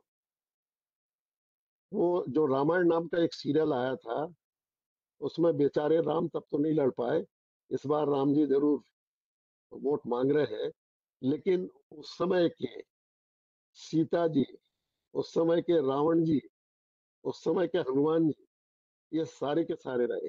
धर्मेंद्र जैसे महान कलाकार रहे, और भी पार्टियों के बड़े बड़े लोग रहे, और इन लोगों ने कितने दिन संसद में अपनी भूमिका निभाई। एक उदाहरण आपके लिए, मैं दिल्ली में था, लता मंगेशकर जी ने चुनाव नहीं लड़ा था। उनके संगीत और उनकी क्षमता और उनका निश्चित गौरव है, इसलिए उनको सम्मान के साथ राज्यसभा में मनोनीत किया गया था। लता जी एक बार सिर्फ आई, जब कोटा कानून जो है वो 2/3 बहुमत से राज्यसभा में पारित नहीं हो सका, तो दोनों सदनों की बैठक बुलाई जाए, जो एक तरीका है, आप सब लोग जानते होंगे कि अगर राज्यसभा किसी कानून को वापस कर देती है, उसमें सहमति नहीं देती है, तो ये अधिकार है तत्कालीन सरकार को कि दोनों सदनों की बैठक बुलाकर 2/3 से उसको पास करा ले। तो कोटा के लिए वो हुई और उसमें लता मंगेशकर जी आई। मैंने उनको देखा, वो वोट करके निकली। मैंने कहा लता जी आपसे बात करनी है, आप 5 मिनट तो बैठेंगे? बोले भैया हम तो यहाँ का पानी भी नहीं पियेंगे, हम तो एक विमान से आए थे और अब ये वोट डालने का कहा था, हमने वोट डाल दिया, हम वापस मुंबई जा रहे हैं। बहुत अच्छे कलाकार होने के बावजूद यदि हमारे कलाकार, हमारे खिलाड़ी, हमारे नौकरशाह और हमारे सेना के लोग भी अगर संसद में अपनी भूमिका नहीं निभाते हैं, तो मुझे ऐसा लगता है कि सिर्फ हम ये देखते रहे कि पत्रकार कितनी अपनी भूमिका निभा रहे हैं, कितनी जिम्मेदारी निभा रहे हैं, क्या उनको अपना कर्तव्य मानकर ये नहीं देखना चाहिए कि उम्मीदवारों का आचरण क्या है और वो किस तरह से अ, अपना काम कर रहे हैं। सोशल मीडिया की मैंने अभी बात कही थी, क्या इस बात की जानकारी नहीं ली जानी चाहिए कि सोशल मीडिया का कारोबार चुनाव के दौरान कितने अरब रुपए का होता है? मैं बहुत गंभीरता और जिम्मेदारी से कह रहा हूँ, क्या चुनाव के दौरान पत्रकारों को इसके बारे में नहीं छापना चाहिए? क्या इस बात पर विचार नहीं करना चाहिए? और ये इसलिए भी गंभीर बात बन रही है क्योंकि लगातार झूठे वादे और चरित्र हनन की जितनी बातें होती हैं वो अखबारों में नहीं छपती हैं, तो उसके लिए सोशल मीडिया का उपयोग किया जाता है। अब ये बात आसान नहीं है। आप ये कैसे पता लगाएंगे कि कोई एक किसी भी पार्टी का प्रचारक या विरोधी अपनी मर्जी से इसे भेज रहा है या इसके पीछे पूरा का पूरा इस या उस दल का, इस कंपनी या उस कंपनी का अर्थतंत्र काम कर रहा है। ये हमारे सामने एक बहुत बड़ी चिंता है, जिससे मुझे लगता है कि हमें इस बात पे भी विचार करना चाहिए कि इन दिनों चीजें हमारी मुट्ठी के बाहर है। और मैं मानता हूं कि सारे सम्माननीय लोग कहेंगे कि ये पत्रकार लोग हैं, ये तो अपने स्वार्थ और अपनी रक्षा के लिए, अपने कवच के लिए कई बात करेंगे। क्या कोई पत्रकार ये पूछेगा कि पेगासिस जैसा एक जो गंभीर आरोप लगा था, वो चुनावी मुद्दा नहीं होना चाहिए? किसानों का मुद्दा हो, अर्थतंत्र की स्थिति पर विचार हो, देश की सुरक्षा के बारे में, देश की विधि व्यवस्था के बारे में बात करें, बहुत अच्छी बात है। लेकिन हमें ये नहीं पूछना चाहिए कि पत्रकारों से संबंधित कितने कानून बदले गए हैं।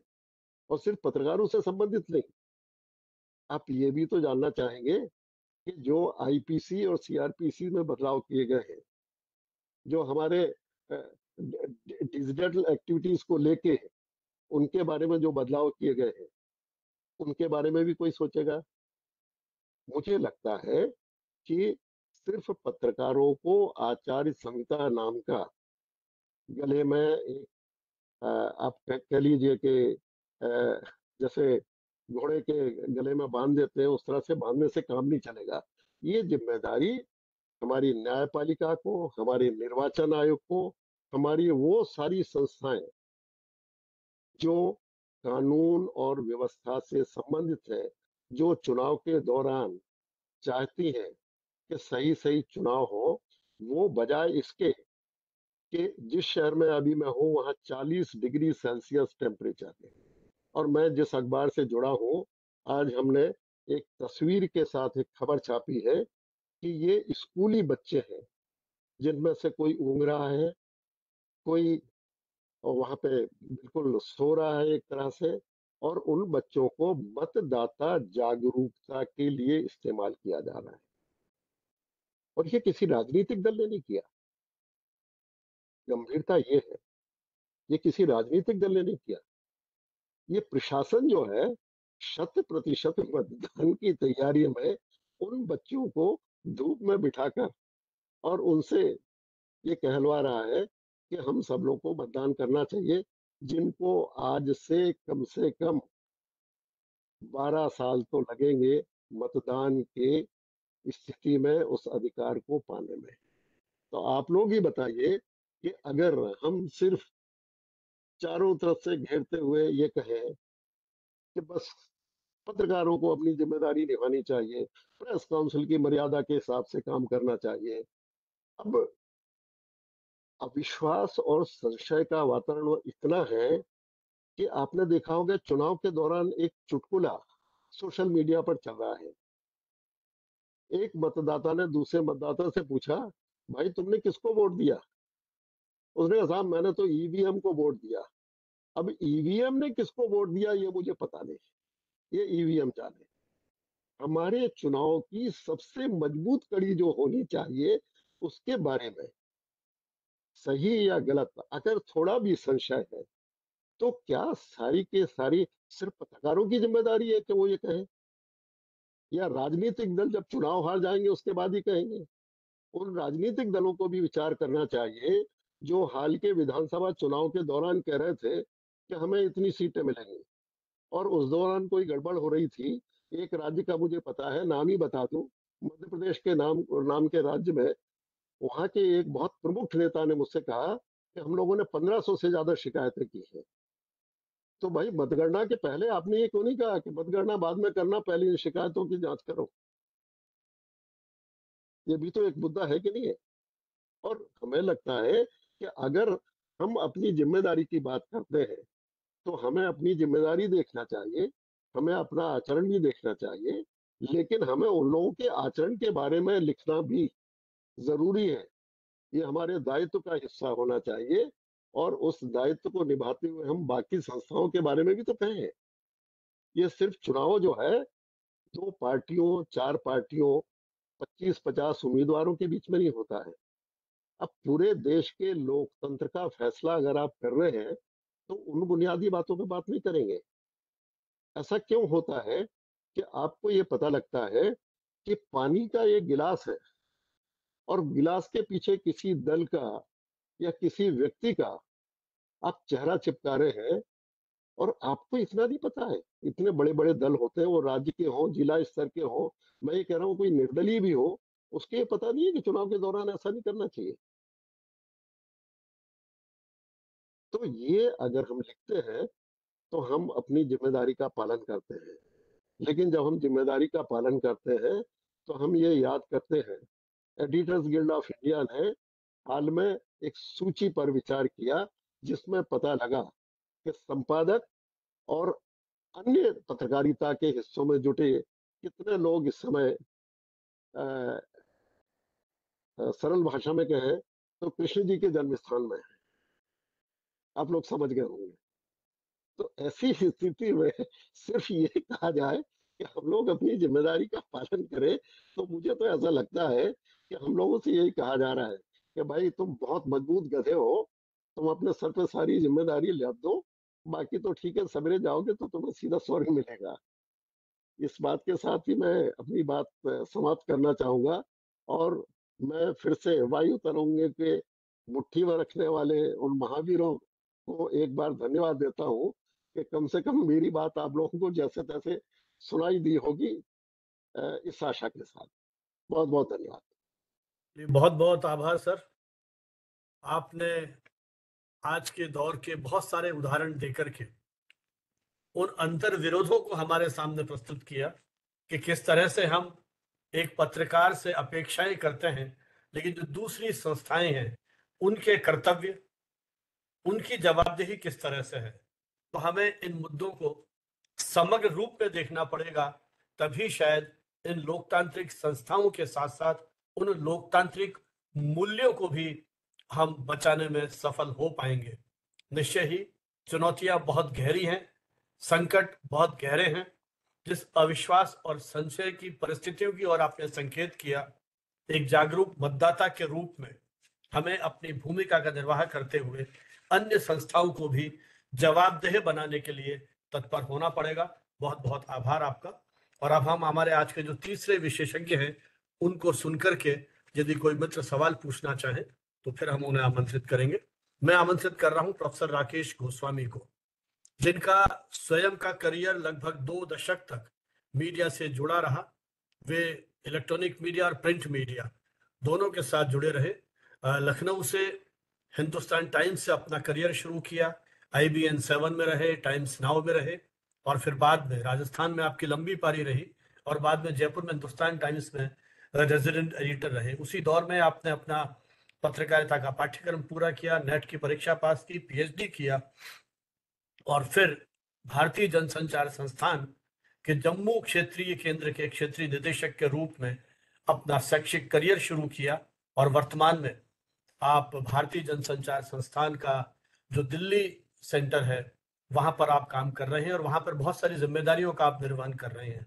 आप चीफ विजिलेंस ऑफिसर के रूप में वहां काम कर रहे हैं, कोर्स डायरेक्टर हैं, इसके अलावा कंट्रोल एग्जामिनेशन के रूप में काम कर रहे हैं। तो अनेक तरह की भूमिकाओं का निर्वहन आप वहां कर रहे हैं। इसके पूर्व जयपुर में रहते हुए हमारे विभाग के साथ, जिसका मैंने शुरू में जिक्र किया था, यूनिसेफ के जो हमारे प्रोजेक्ट्स थे उसमें आपका सक्रिय जुड़ाव रहा, विशेषकर डेवलपमेंट जर्नलिज्म को लेकर के। और उसके पूर्व आप रॉयटर की एक फेलोशिप पर लगभग 3 महीने के लिए अमेरिका गए, वहां पर आपने काम किया। और कहने का मतलब यह है कि प्रिंट और इलेक्ट्रॉनिक दोनों क्षेत्रों में आपका व्यापक अनुभव, कई चुनाव आपने कवर किए। तो मैं प्रोफेसर राकेश गोस्वामी से अनुरोध करूंगा कि आज के इस विषय को आप किस रूप में देखते हैं और पत्रकारों से जो अपेक्षाएं की जा रही हैं, जैसा दुबे जी ने कहा कि एक उनको गले में घंटी बांध दी जाती है दिशा निर्देशों की, उनकी परिपालना के लिए, उनकी क्रियान्विति के लिए कौन जवाबदेह होगा और किस तरह से हमारा समाज के जो दूसरे पक्ष हैं वो किस तरह से अपनी भूमिका का निर्वाह कर पाएंगे। तो इस सारे दौर में आप किस तरह से इन मुद्दों को देखते हैं, डॉक्टर राकेश गोस्वामी। सबसे पहले मैं प्रणाम करूंगा प्रोफेसर संजीव भानावत जी को, जो मेरे गुरु हैं, और आज जो इतना लंबा चौड़ा आपने परिचय दिया है उसकी सबकी प्रेरणा आप ही हैं। तो सर्वप्रथम आपको प्रणाम है, और ये मेरे लिए मैं हमेशा हर ऐसे मंच पर जहाँ पर आप मौजूद होते हैं, मेरे लिए बहुत गौरव का क्षण होता है ऐसे किसी मंच पे अपनी उपस्थिति दर्ज करा पाऊँ जहाँ आप मौजूद हों। साथ ही मैं प्रणाम करूंगा प्रकाश दुबे जी को, जिनको सुनना हमेशा बहुत अच्छा रहता है। और मुझे याद है पिछली मुलाकात, आज के तीनों एक्सपर्ट्स एक साथ हम शिलीगुड़ी के एक होटल में शाम को बैठे थे। वहाँ भी प्रकाश जी को सुना था, और स्नेहाशीष सूर दादा उस आयोजन के एक तरह से होस्ट थे। तो ऐसा लग रहा है कि शायद हम कुछ महीनों पहले की एक शाम को बैठे हैं, और वही सारे चेहरे, वही सारे लोग। तो मैं भी बहुत था उसमें। जी जी तीनों जी एक्सपर्ट बिल्कुल। में से मैं भी था। तो और आज का विषय सचमुच बहुत ज़रूरी है, भी क्योंकि भारत में लोकसभा के चुनाव की घोषणा हो चुकी है, और जो एक मॉडल कोड ऑफ कंडक्ट होता है वो लागू हो चुका है। अ, हमेशा जब भी चुनाव होते हैं, भारत के चुनाव जो हैं वो अपने आप में बहुत बड़ी एक्सरसाइज है। और इतना बड़ा चुनाव मैनेज करना, उसकी रिपोर्टिंग करना, उसके बारे में खबरें लिखना, उसमें जो कमियां हैं उनको उजागर करना, चाहे डीईओ सीईओस के द्वारा कोई गड़बड़ियां हो रही हो, सीजर्स हो रहे हो, कैश पकड़ा जा रहा हो, शराब पकड़ी जा रही हो, कैंपेन ट्रेल्स, मतलब मुझे लगता है कि जिस व्यक्ति ने भारत में कोई चुनाव कवर कर लिया, किसी पत्रकार ने, तो उसको विश्व के किसी चुनाव को कवर करने की जरूरत नहीं है। इस तरह इतना वृहद अनुभव यहाँ पर हो जाता है। तो सबसे पहले तो मैं जो आज का विषय है उसको दो टुकड़ों में बांट के बात करना चाहूंगा। पहला है मीडिया एथिक्स की। एथिक्स, हम सभी लोग जानते हैं कि एथिक्स एक ऐसा कंडक्ट होता है जिसके लिए कोई कोड बना। मोरालिटी और एथिक्स में यही अंतर होता है। मोरालिटी एक सब्जेक्टिव टर्म होता है, जो किसी समाज को, किसी पॉपुलेशन को लगता है कि ये सही है, ये गलत है, वो मोरालिटी है। लेकिन यदि वही चीज एक कोड के फॉर्म में, एक कानून के फॉर्म में, किसी फॉर्म में उसको लिख दिया जाए, कोड ऑफ कंडक्ट की तरह, तो फिर वो उसको एथिक्स कहा जाता है। तो मीडिया एथिक्स की जहां तक बात है, मुझे लगता है कि प्रकाश जी से बेहतर कौन जानता होगा, क्योंकि सबसे पहले जो एक कोड ऑफ कंडक्ट मीडिया के लिए बना, वो प्रेस काउंसिल ऑफ इंडिया ने ही बनाया, जिसका जिक्र स्नेहाशीष दादा ने भी किया, नॉर्म्स ऑफ जर्नलिस्टिक कंडक्ट। और उसमें बाकायदा करीब 3 या 4 पन्ने डिवोटेड हैं गाइडलाइंस ऑन इलेक्शन रिपोर्टिंग पे। बहुत विस्तार से उसमें चर्चा की गई है कि चुनाव की रिपोर्टिंग करते समय पत्रकारों को किन किन बातों का ध्यान रखना चाहिए, किस तरह का आचरण उनसे अपेक्षित है, और क्या नहीं करना चाहिए। कुछ चीजें तो प्रकाश जी ने बताई हैं कि जाति उपजाति अथवा का जिक्र करना, एग्जिट पोल से रिलेटेड उसमें बात है, प्री पोल सर्वे से रिलेटेड बात है। यहां तक भी कहा गया है कि किसी ज्योतिष की भविष्यवाणी, जिसको मतलब कोई आजकल एक दुकान और चली हुई है कि मैंने देखिए आज ये भविष्यवाणी कर दी है, इसको लिख लीजिएगा। और फिर जब चुनाव की घोषणा, जब रिजल्ट्स की घोषणा होती है, तो वो बताते हैं कि देखिए मैंने तो पहले ही बता दिया था। तो इस तरह की तमाम चीज़ों को, जिसको बाद में प्रेस काउंसिल ऑफ इंडिया ने ही बाकायदे बड़ी खूबसूरती से पेड न्यूज़ को डिफाइन भी किया है, और प्रकाश सर अभी उसके बारे में बता रहे थे। मुझे लगता है कि सर ये जो एमसी है, चाहे डिस्ट्रिक्ट लेवल पे हो चाहे स्टेट लेवल पे हो, आज जिस जिस तरह का चुनाव होने लग गया है, चुनाव में इतना पैसा इन्वॉल्व है। मतलब मुझे लगता है कि आप लोकसभा और विधानसभा की बात तो छोड़ दीजिए, अगर किसी गांव के सरपंच का चुनाव भी लड़ते हैं तो 2 करोड़ 3 करोड़ रुपए बड़े आसानी से खर्च हो जाते हैं। तो और जिस तरह की एक्सपेंडिचर की लिमिट चुनाव आयोग ने तय कर रही है, उसका पालन कहाँ हो पाता होगा। और इसीलिए जितना ज्यादा उसमें पैसा इन्वॉल्व होने लग गया, जितने ज्यादा उसमें स्टेक्स इन्वॉल्व होने लग गए, उतना ही मुझे लगता है कहीं ना कहीं एमसीएम का काम, चाहे इलेक्ट्रॉनिक मॉनिटरिंग कमेटी का काम बहुत ज्यादा बढ़ गया है। अब देखिए कि जो डिस्ट्रिक्ट लेवल की एमसीएम है, जिसका ये काम है कि वो स्क्रूटनी करे अखबारों की और टीवी चैनल्स की कि पेड न्यूज कहाँ छप रहा है, कितने इंस्टांसेस हैं। उसको पेड न्यूज छपने के अगर उसकी कोई शिकायत होती है, एक तो स्वतः उसको ढूंढना है, इतने अखबार, इतने टीवी चैनल, और उस कमेटी में कोई 10 लोग होते हैं, जिसमें से एक पीसीआई का भी रिप्रेजेंटेटिव होता है। बाकी उसमें डिस्ट्रिक्ट इलेक्टोरल ऑफिसर भी है, रिटर्निंग ऑफिसर, जिसको रिटर्निंग ऑफिसर भी कहते हैं। उसके अलावा वहाँ उस जिले का पीआरओ है, डिप्टी रिटर्निंग ऑफिसर, इस तरह के 8-10 लोगों की उसमें सूची है। उनके पास चुनाव से संबंधित तमाम और दूसरे काम होते हैं। तो कितनी प्रायोरिटी वो इस चीज को दे पाते हैं। और जैसा सर ने अभी बताया कि तमाम प्रेस काउंसिल ऑफ इंडिया के मेंबर्स जो अपने अलग अलग एमसीएम के मेंबर्स थे, उनको मीटिंग्स की सूचना तक नहीं मिली। मतलब आपको कम से कम 3 बजे की मीटिंग की सूचना तो 11 बजे मिल गई। ये तो उन्होंने इतनी कर ली कि हमने आपको सूचित कर दिया। बाकियों को सूचना तक नहीं मिलती है। तो ये बात दीगर है कि एक जिस डॉक्यूमेंट का जिक्र स्नेहशीष दादा कर रहे थे, मैं भी देख रहा था कि एक कंपेंडियम बनाया है इलेक्शन कमीशन ऑफ इंडिया ने, मीडिया संबंधी मामलों पर अनुदेशों का सार संग्रह है। ये compendium of instructions on media related matters, और इसमें जितने भी विषय पर समय समय पर चुनाव आयोग ने, निर्वाचन आयोग ने दिशा निर्देश, अनुदेश दिए हैं, उन सबको एक जगह एक डॉक्यूमेंट बनाकर, और मेरे ख्याल से ये जनवरी 2020 का डॉक्यूमेंट है, जिसमें पेड न्यूज से रिलेटेड बात है। एमसीएम में एक सोशल मीडिया एक्सपर्ट के को शामिल करने की बात है। इसके अलावा जो इलेक्ट्रॉनिक मीडिया मॉनिटरिंग सेंटर है उसकी बात है। हर राज्य में जो सीईओ का ऑफिस है, जो चीफ इलेक्टोरल ऑफिसर का ऑफिस है, वहां पर एक मीडिया सेंटर बनाने की बात है।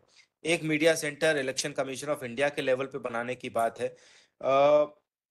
इसी तरह जो नेशनल पार्टीज को ब्रॉडकास्ट का टाइम मिलता है उसकी बात है। आप सर एक जिक्र कर रहे थे कि राम को तो अभी मौका मिला, सीता और रावण को पहले मिल गया था। तो मैं देख रहा था कि इसमें एक बहुत इंटरेस्टिंग एक इंस्ट्रक्शन है जो ये कहता है कि यदि कोई एक्टर चुनाव लड़ रहा है तो उसके इन्वॉल्व, मतलब कोई ऐसी फिल्म जिसमें उसने एक्टिंग करी हो, वो दूरदर्शन पे नहीं दिखाई जा सकती। लेकिन ये निर्देश टीवी चैनल्स और सिनेमा पे लागू नहीं होता है। तो मुझे कई तो चुनाव आयोग के जो निर्देश हैं बड़े हास्यास्पद लगते हैं कि आप किसी हीरो की फिल्म दूरदर्शन पे तो नहीं दिखाएंगे, लेकिन टीवी चैनल पे दिखा सकते हैं, सिनेमा में दिखा सकते हैं। तो इस तरह के बहरहाल इसमें चीजें हैं। लेकिन जो जिन 3 कोड्स की बात ये कंपेंडियम करता है एथिक्स के नाम पर, वो एक तो प्रेस काउंसिल ऑफ इंडिया का जो नॉर्म्स ऑफ जर्नलिस्टिक कंडक्ट है वो, इसके अलावा नेशनल ब्रॉडकास्टिंग स्टैंडर्ड्स अथॉरिटी जो कि NBDA, national broadcasting and digital association, ये एक देश के ब्रॉडकास्टर्स का एक प्राइवेट समूह है, जिसमें कुछ वर्ष पहले डी शब्द भी जोड़ दिया गया है, उसमें डिजिटल लोग भी जुड़ गए हैं। उसकी एक संस्था है NBSA, जिसने चूंकि जो प्रेस काउंसिल ऑफ इंडिया के जो नॉर्म्स ऑफ जर्नलिस्टिक कंडक्ट था वो टीवी पर लागू नहीं होता था, तो ये तम ब्रॉडकास्टर्स आपस में मिलकर इन्होंने एक संस्था बनाई और इन्होंने अपना एक कोड ऑफ एथिक्स बनाया था वो। और इसके बाद एक और कोड है जो कि स्पेसिफिकली सोशल मीडिया के लिए बना है, जिसका नाम है वर्चुअल कोड ऑफ एथिक्स, जिसको इंटरनेट एंड मीडिया एसोसिएशन ने मिलकर इलेक्शन कमीशन के साथ बनाया। तो इलेक्शन कमीशन इन 3 कोड्स की बात करता है जब ये बात होती है कि पत्रकारों से किस तरह का आचरण अपेक्षित है। ये तो रही मीडिया के एथिक्स की बात। अब जो दूसरा पहलू है इसका कि मीडिया की जिम्मेदारी या उसकी रिस्पॉन्सिबिलिटी क्या है, तो मुझे लगता है कि हम सभी जानते हैं कि जो चुनाव है वो बहुत जरूरी इसलिए है कि अगर लोकतंत्र को मजबूत करना है तो हमें सबकी भागीदारी सुनिश्चित करनी पड़ेगी, और इस दिशा में मीडिया से बड़ा रोल किसी और का हो नहीं सकता। बार बार चुनाव आयोग ने, निर्वाचन आयोग ने बार बार ये चीज कही है कि हमारा उद्देश्य है कि हर वो व्यक्ति जो वोटर है वो वोटिंग पोलिंग बूथ तक आए, ज्यादा से ज्यादा लोग इस जो राष्ट्रीय यज्ञ है इसमें अपनी आहुति दें। और उसके लिए ये बहुत जरूरी है कि मीडिया के माध्यम से जो सूचनाएं प्रसारित हों जिनसे आम राय बनती है, और इन्हीं आम राय से तमाम मतदाता मीडिया में चीजें जो दिखाई जाती हैं उनसे अपनी राय बनाकर ये तय करते हैं कि उन्हें किस कैंडिडेट को, किस पार्टी को चुनाव का निर्वाचन करना है। तो इसलिए मीडिया की ये जिम्मेदारी है कि वो पेड न्यूज पे बहुत डिटेल में बात पहले दोनों वक्ताओं ने कर ली है, तो मैं उस पर बहुत ज्यादा नहीं बोलूंगा। लेकिन ये बताना बहुत जरूरी है कि पेड न्यूज से संबंधित जो एक बहुत इंपॉर्टेंट अमेंडमेंट इलेक्शन कमीशन लगभग 3 बार ministry of law and justice को लिख चुका है कि आरपीए एक्ट जो है, रिप्रेजेंटेशन ऑफ पीपल एक्ट, उसमें एक अमेंडमेंट करा जाए ताकि पेड न्यूज को एक प्यूनिटिव मतलब उसके खिलाफ कोई कार्रवाई की जा सके। अभी तक क्या होता है कि जो एमसीएम पेड न्यूज के इंस्टेंसेस को पाती है तो वो उस कैंडिडेट को नोटिस इश्यू करती है जिसने पेड न्यूज एलिजिडली करी है, लेकिन उस मीडिया हाउस को जो रिटर्निंग ऑफिसर है वो कोई नोटिस नहीं देता है। मीडिया हाउस के बारे में रिटर्निंग ऑफिसर या सीईओ जो स्टेट का है वो प्रेस काउंसिल को लिख देता है और इलेक्शन कमीशन को बता देता है।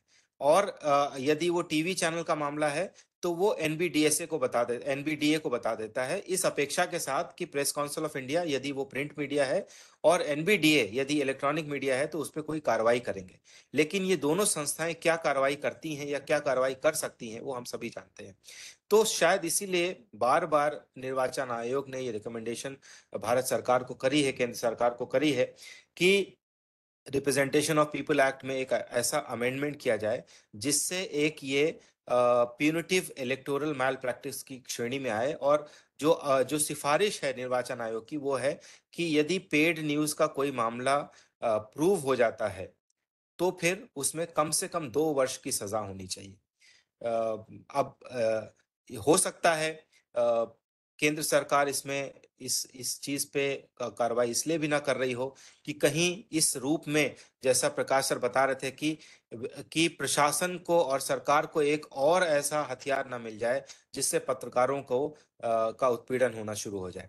भाई जैसा आपने बताया किसी का इंटरव्यू ले लिया, उसको भी पेड न्यूज कह दिया, और जो ये तय करेगी कि पेड न्यूज है कि नहीं, उस कमेटी में सारे सरकार के लोग हैं सिवाय एक पीसीआई के रिप्रेजेंटेटिव के जिसको बुलाया नहीं जाएगा।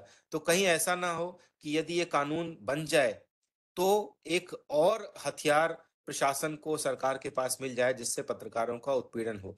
तो मुझे ऐसा समझ में आता है कि शायद यही कारण होगा जिसपे बार बार निर्वाचन आयोग के सिफारिश के बावजूद केंद्र सरकार आरपीए में ऐसा कोई अमेंडमेंट नहीं कर रही है। इसके अलावा एक एक बड़ा इंपॉर्टेंट रिकमेंडेशन जो निर्वाचन आयोग ने कई बार किया है वो ये कहा है कि पेड न्यूज से संबंधित जो भी निर्णय हो उसका एडजुडिकेशन जो है वो प्रेस काउंसिल ऑफ इंडिया के पास होना चाहिए, और प्रेस काउंसिल ऑफ इंडिया को एम्पावर कीजिए कि वो पेड न्यूज पे यदि कोई निर्णय करता है तो वो डिसीजन बाइंडिंग होगा। ये बात मुझे थोड़ी समझ में आती है क्योंकि प्रेस काउंसिल ऑफ इंडिया एक स्टैट्यूटरी बॉडी है जिसने एथिक्स को बनाया है, जिसने एथिक्स का निर्माण किया है। तो यदि ऐसी कोई संस्था पेड न्यूज के मामलों पे निर्णय करेगी तो उसकी प्रासंगिकता, उसकी ऑथेंटिसिटी और उसकी वैल्यू बहुत ज्यादा होगी, बजाय इसके कि कोई डिस्ट्रिक्ट लेवल या स्टेट लेवल की एमसी उस पे कोई निर्णय करे। एक रिकमेंडेशन निर्वाचन आयोग का यह भी है कि प्रेस काउंसिल ऑफ इंडिया के परव्यू में इलेक्ट्रॉनिक मीडिया को भी लाया जाए। तो ये बात तो काफी समय से जस्टिस मार्कंडे काजू थे तब से चल रही है, और मीडिया काउंसिल की बात हो रही है, प्रेस काउंसिल होना चाहिए, मीडिया काउंसिल होना चाहिए। लेकिन चुनाव से संबंधित इसलिए है क्योंकि जब भी आप एनबीडीए को लिखेंगे, क्योंकि सीईओ और रिटर्निंग ऑफिसर जो है इलेक्ट्रॉनिक मीडिया पे पेड न्यूज का कोई मामला आएगा तो उसी को लिखेंगे, तो वो उसके पास कार्रवाई करने का अधिकार क्या है, उसके पास कार्रवाई करने का लीगल स्टेटस क्या है। तो इसलिए शायद ये निर्वाचन आयोग बार बार इस तरह के रिकमेंडेशन करता है। और दूसरा एक बात इसमें और बड़ी मजेदार है कि जो एमसीएम का काम है, जहां पेड न्यूज को वो अपने आप सुओ मोटो ढूंढती है, तो कैंडिडेट को उसको नोटिस देना होता है। नोटिस का जवाब कैंडिडेट को 48 घंटे में देना है। उसके बाद एमसीएम का जो निर्णय होगा उससे यदि उसको अपील करनी है तो चीफ इलेक्टोरल ऑफिसर के लेवल की, जो स्टेट लेवल की एमसीएम है, वहां करेगा। वो 48 मतलब डिस्ट्रिक्ट लेवल एमसीएम के निर्णय के 48 घंटे के अंदर वहां अपील करनी है। स्टेट लेवल की एमसीएम को 96 आवर्स में उसका निर्णय करना है। और फिर उसकी अपील यदि वो करता है कैंडिडेट, तो वो इलेक्शन कमीशन ऑफ इंडिया में करेगा, जहां का डिसीजन फाइनल और बाइंडिंग होगा। तो इतनी तेजी से, चूंकि चुनावी प्रक्रिया इतनी तेजी से चल रही होती है, 48 घंटे 96 घंटे में वो उन चीजों का निर्णय कर पाना, मुझे लगता है जो बल्क है, जो वॉल्यूम है, उसमें ये चीजें, जैसे सर बता रहे थे कि 100 कंप्लेंट एक ही जगह से आ गई पेड न्यूज की।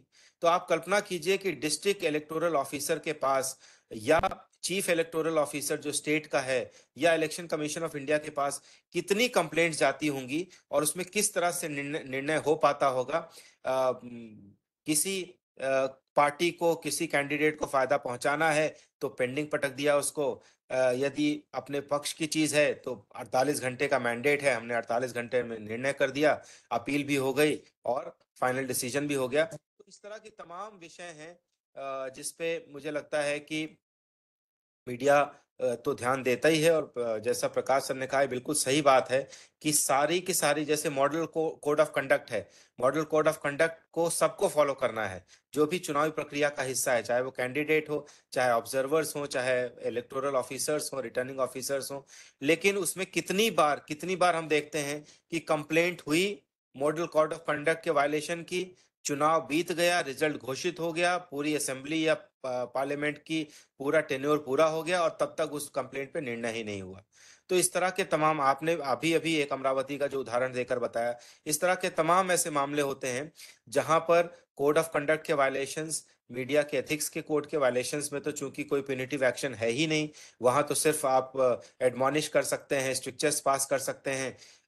एनबी डीए के पास जरूर थोड़ी प्यूनिटिव पावर्स हैं। अभी आपने देखा होगा हाल के दिनों में कुछ सामग्री को लेकर कुछ नेशनल चैनल्स के खिलाफ एनबीएसए ने ऑर्डर पास किया था, उनके ऊपर पेनल्टी भी लगाई थी। तो वहां जरूर इस तरह की शक्ति है जहां पर प्यूनिटिव एक्शन लगा सकते हैं। अदरवाइज मीडिया कोई भी एथिकल कोड का वायलेशन करता है, किसी भी कोड का वायलेशन, विशेष तौर पे अगर हम इलेक्शन गाइडलाइंस की बात करते हैं, तो कोई प्यूनिटिव एक्शन उसके ऊपर नहीं होता है। पेड न्यूज भी अच्छा, इसमें एक चीज ये भी बहुत जानने वाली जरूरी है कि चीफ जो भी पेड न्यूज के इंस्टांसेस मिलते हैं, तो कैंडिडेट को नोटिस देने के साथ साथ रिटर्निंग ऑफिसर उसकी सूचना सीईओ को देता है। और इलेक्शन कमीशन ऑफ इंडिया का ये निर्देश है कि चुनाव ओवर हो जाने के बाद जितने confirmed cases of paid news हैं, उनको अपनी वेबसाइट पर डाला जाए, लेकिन वहां भी मीडिया का नाम नहीं डालना है। तो मुझे लगता है कि इस तरह से मतलब कैंडिडेट ने पैसा देकर खबर छपवाई तो कैंडिडेट को नोटिस मिला, उसका चुनाव भी कैंसिल हो सकता है यदि ठीक से उस पर जांच हो जाए। लेकिन जो मीडिया हाउस उसमें इन्वॉल्व है, या जो पत्रकार उसमें इन्वॉल्व है, उसके खिलाफ नेमिंग और शेमिंग तक नहीं होती है। प्यूनिटिव एक्शन तो संभव ही नहीं है, नेमिंग शेमिंग भी नहीं होती है। तो ये इस तरह की तमाम चीजें हैं। लेकिन जैसा स्नेहशीष दादा ने बताया था, तो मैं भी कहूंगा कि ये जो कंपेंडियम है, ये भी इलेक्शन का मजे की बात यह है कि इलेक्शन कमीशन ऑफ इंडिया की वेबसाइट पे बहुत अच्छे अच्छे डॉक्यूमेंट्स हैं। और मुझे लगता है कि जो भी हम जैसे लोग जो जो भी अखबारों में रहे हैं, टीवी चैनल्स में रहे हैं, उनको ये जरूर अपने न्यूज रूम्स में एक इस तरह की एक्सरसाइज करनी चाहिए कि चुनाव होने से पहले, खास करके जनरल इलेक्शन से पहले, एक इस तरह की वर्कशॉप हो अपने न्यूज रूम में, जहां पर पत्रकारों को ये सारी चीजें जानकारी। मैं जानता हूं, मैं हिंदुस्तान टाइम्स का इंचार्ज था राजस्थान में, कई बार हमारे रिपोर्टर्स कहते थे साहब उसकी जमानत जब्त हो गई। तो मैं पूछता था जमानत जब्त होने का मतलब क्या है, फिर वो बगले झांकने लगते थे कि कैसे जमानत जब्त होती है, कितनी जमानत कैंडिडेट की लगती है, किस दशा में वो जब्त होती है, कैसे एक पार्टी नेशनल पार्टी घोषित होती है, कैसे एक पार्टी स्टेट लेवल की रिकॉग्नाइज्ड पार्टी होती है। इस तरह की बहुत बेसिक जानकारियां पत्रकारों को कई बार नहीं होती हैं। तो मुझे लगता है कि संपादकों को, प्रकाश सर तो बहुत वरिष्ठ संपादक हैं, शायद आप ये शुरुआत कर सकते हैं अपने न्यूज़ रूम में और प्रेस काउंसिल ऑफ इंडिया के तहत बाकी दूसरे न्यूज़ रूम्स में, कि इस तरह के जो तमाम इम्पोर्टेंट डॉक्यूमेंट्स निर्वाचन आयोग की वेबसाइट पे पड़े हुए हैं, उनको कम से कम पत्रकारों को न्यूज़ रूम से ये मैंडेटरली कर दिया जाए कि भाई इसको तो कम से कम पढ़ लो, आपको पता तो रहे कि किस किस तरह के इंस्ट्रक्शंस जारी हैं, क्या क्या सुविधाएं निर्वाचन आयोग आपको देता है, क्योंकि निर्वाचन आयोग का साफ मानना है कि बिना मीडिया के भागीदारी के फ्री एंड फेयर चुनाव नहीं हो सकता। तो इसके दिशा में तमाम तरह की सुविधाएं, जो अथॉरिटी लेटर इश्यू होता है आपको पोलिंग बूथ में जाने के लिए, काउंटिंग स्थल पे जाने के लिए, इस तरह की जो स्टैटिस्टिकल रिपोर्ट्स आपको दी जाती हैं, तो ये सारी सुविधाएं पता हो, अपने एथिकल कोड पता हो, और साथ में समय समय पर निर्वाचन आयोग ने खास कर, वैसे तो सारे पर पता हो तो बहुत अच्छा है, लेकिन विशेष तौर पे मीडिया से संबंधित जितने अनुदेश जारी हुए हैं उनकी जानकारी जरूर होनी चाहिए, क्योंकि कई अनुदेश ऐसे होते हैं जो समय समय पर अमेंड होते रहते हैं। जैसे एक उदाहरण के तौर पे, पहले एमसीएम में कोई सोशल मीडिया का एक्सपर्ट नहीं होता था, लेकिन पिछले चुनाव से पहले वहां एक सोशल मीडिया के एक्सपर्ट की भी बाध्यता कर दी गई है। तो इस तरह के अनुदेशों को जरूर पढ़ना चाहिए, और तब मुझे लगता है कि मीडिया जो अपना निर्वहन, जो ये उसका रोल है, उसका निर्वहन और भलीभांति कर पाएगा। और प्रकाश सर, मुझे लगता है कि तमाम दूसरे एजेंसीज कहाँ क्या कर रहे हैं, वो तो हम एज वॉचडॉग ऑफ सोसाइटी उन सारी चीज़ों को करते ही रहते हैं, लेकिन ऐसे मौकों पे हमें इनवर्स देखना जरूरी है कि हम क्या उन एथिकल कोड्स को फॉलो कर रहे हैं। ये बात बिल्कुल सही है, पुलिस कर रही है कि नहीं कर रही है, निर्वाचन के अधिकारी कर रहे हैं कि नहीं कर रहे हैं, तमाम लोग कैसे उसको पालन कर रहे हैं, लेकिन हमें ये जरूर देखना चाहिए, क्योंकि अब मैं भी पत्रकार रहा हूँ, अब मीडिया शिक्षण में आ गया हूँ। आप बहुत वरिष्ठ पत्रकार हैं, पीसीआई में बहुत लंबे समय से रहे हैं। स्नेहाशीष सूरदादा तो दूरदर्शन में बहुत लंबी पारी वहाँ खेली है, और वहाँ कैलकाटा प्रेस क्लब के तत्वाधान में तमाम इस तरह के कार्यक्रम आयोजित करते रहते हैं। भानावत सर की ये श्रृंखला कम्युनिकेशन टुडे में समय समय पर इस तरह के विषयों को लिया जाता है। तो मुझे लगता है कि आज का जो मंच है, आज का जो मौका है, उसमें हमें बजाय ये देखने की कि दूसरे लोग कर रहे हैं कि नहीं कर रहे हैं, हमें सिर्फ इस पे केंद्रित रहना चाहिए कि हम कितना कर सकते हैं, कितना कर पा रहे हैं, और कैसे उसको 100% कर सकें। तो बस मैं इतना ही कहना चाहूँगा। यदि मैंने कुछ गलत कहा हो जिससे यहाँ पे मौजूद वरिष्ठ जन को कुछ गड़बड़ लगा हो, तो मैं उसके लिए क्षमा प्रार्थी हूँ। और भानावत सर, आपको एक बार पुनः बहुत बहुत धन्यवाद। आप का मार्गदर्शन मुझे मेरे अकादमिक जीवन में, पर्सनल जीवन में हमेशा मिलता रहता है, उसके लिए मैं आपको बहुत प्रणाम करता हूँ। चलिए, बहुत बहुत आभार गोस्वामी जी। आपने बहुत विस्तार से पत्रकारों के लिए अलग अलग संस्थाएं, विशेषकर इलेक्शन कमीशन और प्रेस काउंसिल ने जो दिशा निर्देश जारी किए हैं, उनके उन अंतर विरोधों और उनकी क्रियान्वित में आने वाली चुनौतियों के बारे में बहुत विस्तार से उनका विश्लेषण किया, और पत्रकारों से ये अपेक्षा की कि उनके जो लोग इलेक्शन कवर कर रहे हैं उन्हें उससे जुड़े विभिन्न मुद्दों की और उनको मिलने वाले सुविधाएं, अधिकार और कर्तव्य, इन सब की उनको जानकारी होगी, तो वो अपना कार्य पूरी क्षमता और दक्षता के साथ कर पाएंगे। और हमें आत्मालोचन करते हुए जो जिम्मेदारियां हमारे पे हैं, एक मतदाता की, एक आम नागरिक की हमसे जो अपेक्षाएं हैं, उन कसौटियों पर हम शायद खरा उतर पाएंगे। बहुत बहुत आभार आपका विस्तार से इस विवेचन विश्लेषण के लिए। और अब ये सत्र वैसे तो हालांकि करीब करीब 1.25 घंटे हो गए हैं, और हमारे सभी मित्रों का, चूंकि अब दुबे साहब तो चूंकि प्रिंट में है तो उनका तो काम ही मेरे ख्याल अब शुरू होगा, लेकिन उसके बावजूद आपने इतना समय हमको दिया है और पूरे टाइम आप रुके रहे। लेकिन फिर भी कोई मित्र यदि कोई सवाल पूछना चाहे, बहुत संक्षेप में सीधा सवाल बताए, बिना किसी पृष्ठभूमि के।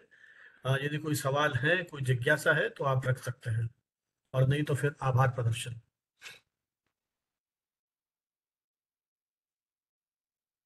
क्योंकि मैं देख रहा हूँ करीब करीब 70 से ऊपर हमारे पार्टिसिपेंट्स हैं इस समय, इसमें 65 तो देश के अलग अलग अंचलों से जुड़े हैं। यदि आपके मन में कोई जिज्ञासा हो, पूछ सकते हैं। मुझे लगता है कोई जिज्ञासा नहीं है, शायद समय इतना हो गया है, उसकी चुनौती है।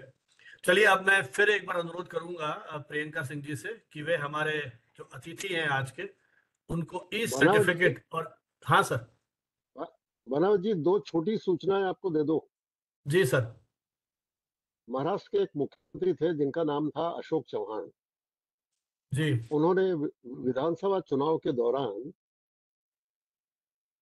अशोक पर्व नाम से एक विज्ञापन दिया था, जो समाचार के रूप में छापने का निर्देश दिया गया था। पी साईनाथ ने उसके बारे में अदालत का सहारा लिया और कहा कि इस पर कार्रवाई होनी चाहिए। उन्होंने अखबार को भी पार्टी बनाया था और उन्होंने कहा था कि होना चाहिए। उसको मेरे ख्याल से मात्र 15-16 साल शेयरिंग ही हुए। शो नहीं कर रहा यार। तो इससे आपको पता लगेगा। दूसरी बात यह है कि मैं राकेश जी को बधाई देना चाहूंगा। उन्होंने बहुत गहराई में जाके कुछ मुद्दे उठाए। सिर्फ इतना बता दूं कि इलेक्ट्रॉनिक मीडिया को भी प्रेस काउंसिल को शामिल करके मीडिया काउंसिल बनाने की बात आज से करीब 25 साल पहले पहला पत्र जस्टिस पीवी सावंत ने लिखा था, प्रेस काउंसिल की सर्वसम्मति के मुताबिक, और अभी तक उसके बारे में कोई निर्णय नहीं हुआ। बीच में मैं व्यवधान डाल रहा हूं, इसके लिए क्षमा करिएगा। नहीं, व्यवधान नहीं साहब, महत्वपूर्ण जानकारियां आपने दी हैं और मुझे लगता है ये सभी प्रतिभागियों के लिए ये जानकारियां महत्वपूर्ण होंगी। और जो आपने एक बात और कही थी कि सोशल मीडिया कारोबार होता जा रहा है, तो हमने हमारी जो दो अगली वेबिनार्स हैं 4 अप्रैल और 18 अप्रैल को, उसमें दो विषय लगभग इससे जुड़े हुए रखे हैं। 4 अप्रैल को तो हम जो राजनीतिक अभियान जो चलते हैं चुनाव के समय, इसमें जो परिवर्तन आया है, पहले मतलब जब पहला इलेक्शन हुआ होगा उस समय किस तरह से दीवारों पे कार्टून बनते थे, प्रचार होता था, नारे लिखे जाते थे, हम डिजिटल मीडिया पर आ गए हैं। उसमें उस स्वरूप को परिवर्तन पर हम लोग बातचीत करेंगे। उसमें हमारे साथ मृणाल चटर्जी, आईएमसी ढेंकानाल के डायरेक्टर, वो हमारे साथ होंगे। प्रोफेसर नरेश दाधीच, जो कोटा ओपन यूनिवर्सिटी के वाइस चांसलर रहे, राजनीति शास्त्र के विद्वान हैं, वो हैं। और प्रताप सिंह खासियावास, जो हमारे विश्वविद्यालय के छात्र संघ के अध्यक्ष रहे और फिर गहलोत सरकार में कैबिनेट मिनिस्टर भी रहे और लोकसभा के उम्मीदवार भी हैं। तो अलग अलग क्षेत्रों के जो विद्वान हैं वो बात करेंगे। और फिर 18 अप्रैल को हम मिस इन्फॉर्मेशन और फेक न्यूज जो इलेक्शन कैंपेन में है उस पर बातचीत करेंगे। उसमें रूबल कनौजिया है पंजाब सेंट्रल यूनिवर्सिटी से, और इलाहाबाद की जो सेंट्रल यूनिवर्सिटी है उसके रवि सूर्यवंशी उसमें है, और पूना के जो हमारे एक आईटीएम यूनिवर्सिटी है उसमें संबित पाल, ये उसके अंदर बातचीत करेंगे। तो हम इन मुद्दों पर भी कहीं ना कहीं बातचीत हमारी अगली जो वेबिनार से उन पर करेंगे। एक छोटा सा प्रयास है हमारे इस ये विचार यज्ञ जो है, इसको हम किसी तरह से जारी रखें और विभिन्न क्षेत्रों के विशेषज्ञों को बुला करके, इस मंच पर अब तक लगभग 350 एक्सपर्ट्स अलग अलग क्षेत्रों के, उसमें रंगमंच के कलाकार भी हैं, अभिनेता भी हैं, एडमिनिस्ट्रेटर भी हैं, पॉलिटिशियंस भी हैं, मीडिया के तो खैर बहुत सारे मित्र हैं ही। तो ये अभियान चल रहा है। ये सारी रिकॉर्डिंग हम यूट्यूब पर अपलोड करते हैं हमारे।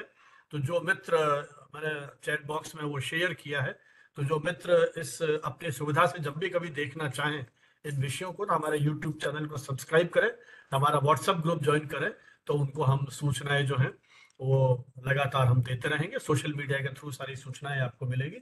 अब मैं प्रियंका सिंह से अनुरोध करूंगा कि वे हमारे जो अतिथि हैं आज के, उनको ई सर्टिफिकेट और ई मेमेंटो इस प्रसंग की याद दिलाने के लिए, और हम आपके साथ ईमेल पे और व्हाट्सएप पे शेयर कर ही देंगे। जी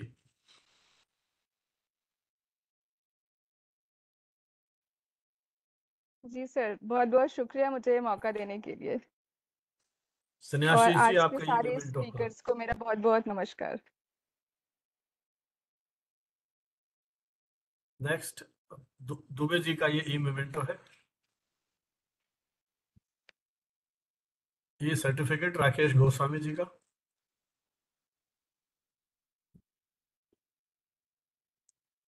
डॉक्टर स्नेहासी सूर, आपका ये सर्टिफिकेट।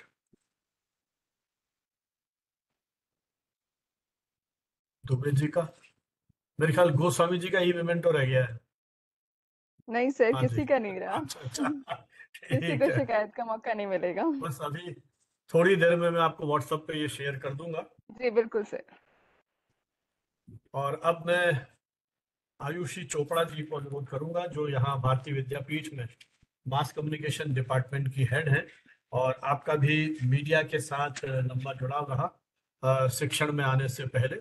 आपने इंडिया न्यूज, हिंदुस्तान टाइम्स, आज तक, इंडिया टुडे आदि विभिन्न मीडिया घरानों के साथ काम किया, और आप आईएमपी फेलो रही हैं लगभग 1 दशक से अधिक समय से पत्रकारिता शिक्षण के साथ जुड़ी हुई हैं। और मैं आपसे अनुरोध करूंगा कि हमारे सभी अतिथियों का, संभागियों का आभार प्रदर्शन करें। आयुषी चोपड़ा। बहुत बहुत धन्यवाद sir, thank you so much. Indeed, it was a very thoughtful topic and undoubtedly taken very well by all the expert speakers, जिन्होंने who took out the time for us and shared their views, which are very valuable on such a boggling topic.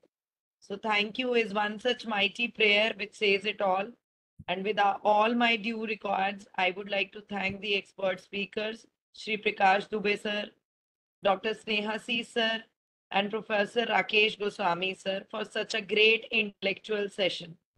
Also, I would like to take the opportunity to thank Professor Sanjeev Hanawat sir and M.N. Huda sir for visualizing this great learning flexible series and making it possible that learning is something which we can gain from anywhere.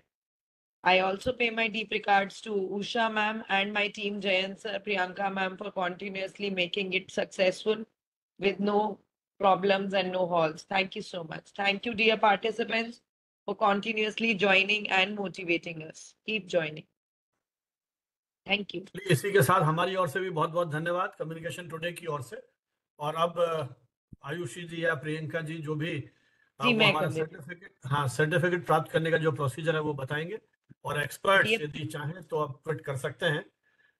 15-20 minute का समय वो जो certificate generate करेंगे हमारे participants उनके लिए है। Certificate online उनको जनरेट होकर के हाथों हाथ मिल जाएगा, है ना।